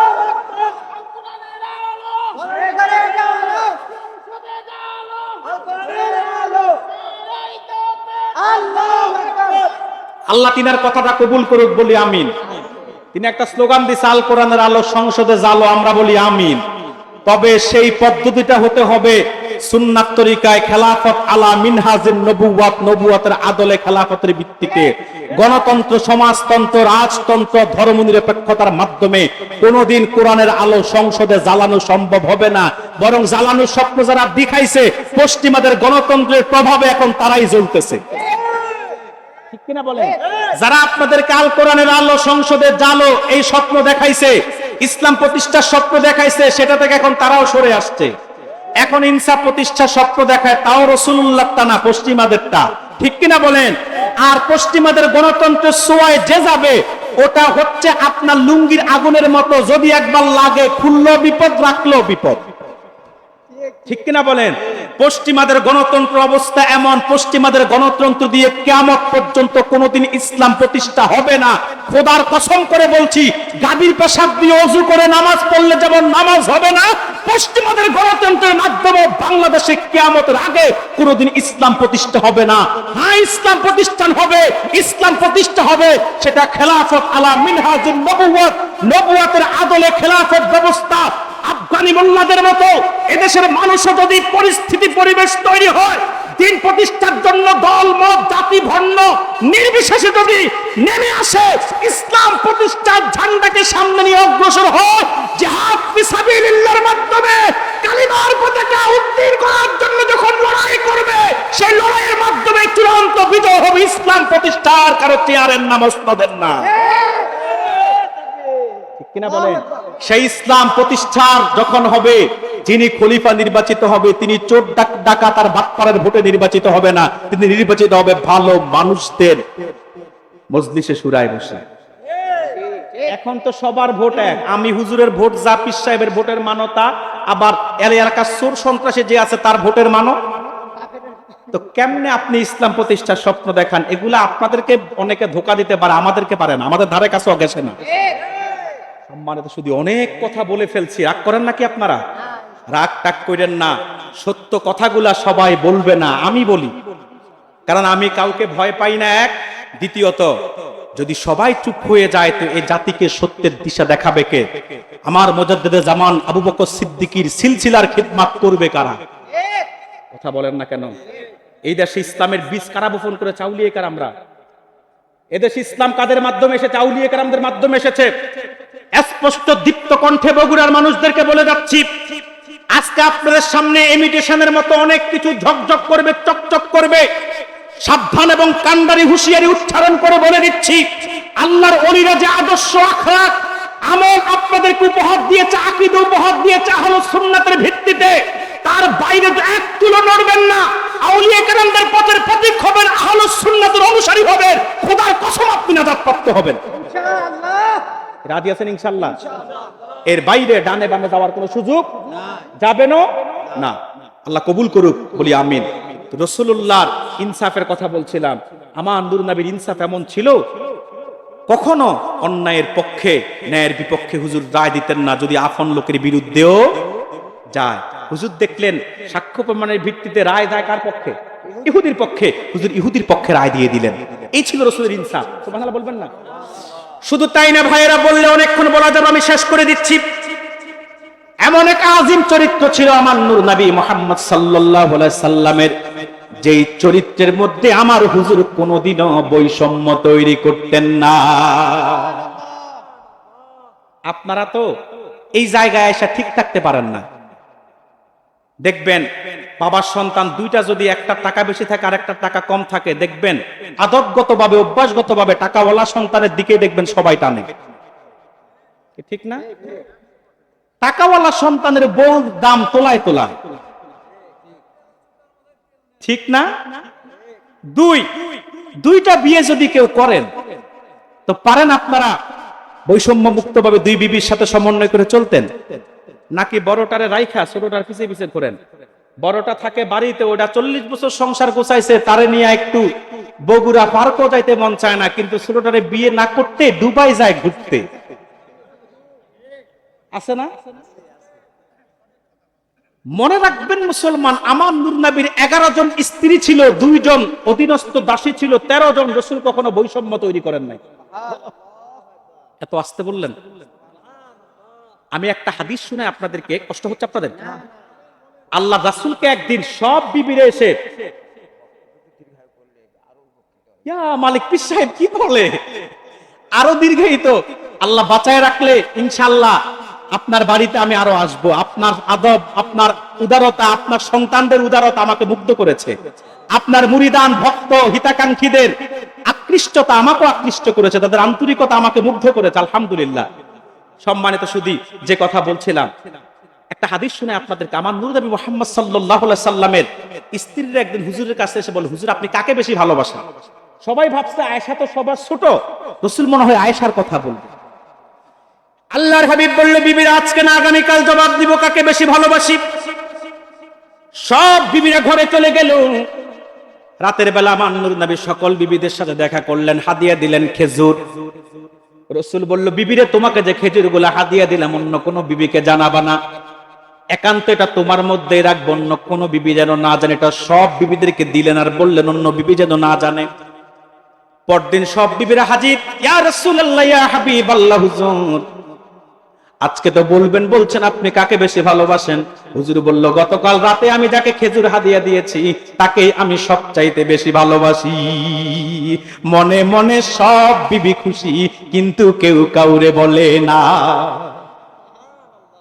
রাসূলুল্লাহ বিবিদের সাথে উত্তম আচরণ করতেন, এত উত্তম আচরণ করতেন, রাসূল বিবিদের কাজে সহযোগিতা করতেন। আছে আপনাদের এই চরিত্র? রাসূল বিবিরা রুটি চাকলে রাসূল বেলতো, রাসূল বিবিরা বেললে রাসূল ছেকতো। রাসূল তরকারি কাটার কাজে সহযোগিতা করত, মা আয়েশার সাথে হুজুর দৌড় প্রতিযোগিতা করত। রাসূলের চাইতে শক্তিশালী পুরুষ এই পৃথিবীতে আছে কে? কিন্তু ইচ্ছা করে আমার হুজুর পিছায়া যাইতো, আয়েশা আগে চলে যেত আর আয়েশা খুশি হয়ে যেত। আর আপনারা তর্ক লাগলে কেমনে দুই চারটা গরম কথা কইয়া বইয়ের উপরে থাকবেন সেই চেষ্টা করেন। আর কিছু তো এইরকম জালেম পুরুষ আছে, ঝগড়া লাগলে গালিগালাজ করতে করতে শুধু বউরে করে না, বউর মা নানি 14 গোষ্ঠীরে করে। আবার কিছু আছে শুধু বউর মা 14 গোষ্ঠীরে শুধু গালি দেয় তা না, রাগের মাথায় তালাক পর্যন্ত দেয়, তাও ছোটখাটো তালাক না, বড় তালাক। রাগ উঠলে কয় তুই তালাক, তোর মায়ের তালাক, তোর নানিও তালাক। আচ্ছা, যার বউ সেই না তালাক দিতে পারবে, কারণে দেখ আর অকারণে দেখ, কিন্তু শাশুড়ি আর নানি শাশুড়ির তালাক দেওয়ার ক্ষমতা তারা দিছে কে? এই দেশের মানুষ বিয়ের আগে গার্লফ্রেন্ডের সাথে আর বিয়ের পরে বন্ধুর বউয়ের সাথে যত সুন্দর কথা বলে, খোদার কসম নিজের বউয়ের সাথে এত সুন্দর কথা বলে না। যদি বলতো বাংলার প্রত্যেকটা ঘর হয়ে যেত বেহেশতের টুকরা। একটা কথা বলে যায় বগুড়াবাসী, মেয়েরা লাখ টাকার কাঙ্গাল না, মেয়েরা সোনা গয়নার কাঙ্গাল না, মেয়েরা পুরুষের ভালোবাসার কাঙ্গাল। আপনার সাথে উত্তম আচরণ করবেন। একজন রাগারাগি হলে ঝগড়া ফাসাদ পৃথিবীর কোন সংসারে না হয়? একটু রাগ অভিমান পৃথিবীর কোন সংসারে না হয়? যদি একটু রাগ অভিমান হয়, একজন আগুন হলে আর একজন পানি হবেন। আপনাদেরকে বলে, বিশেষ করে মেয়েরা তার ঘর ছেড়ে বাইরে যেতে পারবে না। যদি দেখেন যে ঝগড়া সূত্রপাত হচ্ছে বা রাগারাগি সূত্রপাত হচ্ছে, ইশারা দরজাটা খুলে ঘর থেকে বের হয়ে আপনি চলে যাবেন বাজারের দিকে।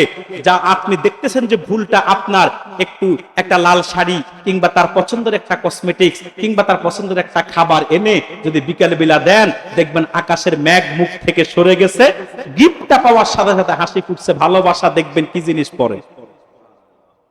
কথা বলেন কি করবেন? এরপরে বিবিদের চুলগুলো আছড়াইয়া দিবেন, আলহামদুলিল্লাহ বলবেন না? এরপরে মেয়েদের হাতে একটু মেহেদি লাগাইয়া দিবেন, করেন না তো? নিজের স্ত্রীকে নিজে সাজাইয়া দিবেন, স্ত্রীর হাতে মেহেদি লাগাই দিবেন। এই যে ঈদ গেছে, স্ত্রীর হাতে মেহেদি লাগাইছেন তো, এই যে সামান্য সামান্য কাজগুলা করে স্ত্রীদেরকে খুশি রাখবেন আর উত্তম আচরণ করবেন, ভালো ব্যবহার করবেন। আপনাদের এই ব্যবহারের প্রভাব আপনাদের সন্তানের প্রতি পড়বে। আল্লাহ তাআলা আমাদেরকে বুঝার তৌফিক দান করুক। আল্লাহ বলেন, ইন্নাকা লাআলা খুলুকিন আযীম। হাবিব, আপনি উত্তম চরিত্র, সুমহান চরিত্রের উপর অধিষ্ঠিত, প্রতিষ্ঠিত। 4টা আয়াত তেলাওয়াত করেছিলাম। এই 4টি আয়াতকে সামনে রেখে আমি চেষ্টা করেছি আপনাদের সামনে 1 ঘন্টা, আপনার প্রায় 40 মিনিট কিছু কথা আপনাদের সামনে তুলে ধরতে। যা কিছু বলেছি, যা কিছু শুনেছি, আল্লাহ তাআলা আমাদেরকে সবগুলা কথা আমল করার তৌফিক ভিক্ষা দান করুক, বলি আল্লাহুম্মা আমিন। এই 1.25 ঘন্টার আলোচনা যদি মনে রাখতে পারেন, রাসূলের শানের রিসালাত বুঝবেন, আজমত বুঝবেন, মোহাব্বত বুঝবেন, আদর্শ বুঝবেন, তরিকত তাসাউফ বুঝবেন। একের ভিতরে আমি অনেকগুলো বিষয়কে সম্পৃক্ত করে বর্তমান প্রেক্ষাপট সহ আমি চেষ্টা করেছি আপনাদের সামনে একটা আলোচনা উপহার দিতে। জানি না আমি আপনাদের মন খুশি করতে পেরেছি কিনা, তবে আমি চেষ্টা করেছি ইনসাফ এবং নীতির মধ্যে থেকে যেটা সত্য সেটা আপনাদের সামনে তুলে ধরতে। আল্লাহ কবুল করুক, আল্লাহ মঞ্জুর করুক, বলি আল্লাহুম্মা আমিন। সাদাকাল্লাহুল আযীম ওয়া সাদাকা রাসূলুহুন নাবিয়্যুল কারীম ওয়া নাহনু আলা যালিকা মিনাশ শাহিদিন ওয়াশ শাকিরিন ওয়াল হামদুলিল্লাহি রাব্বিল আলামিন।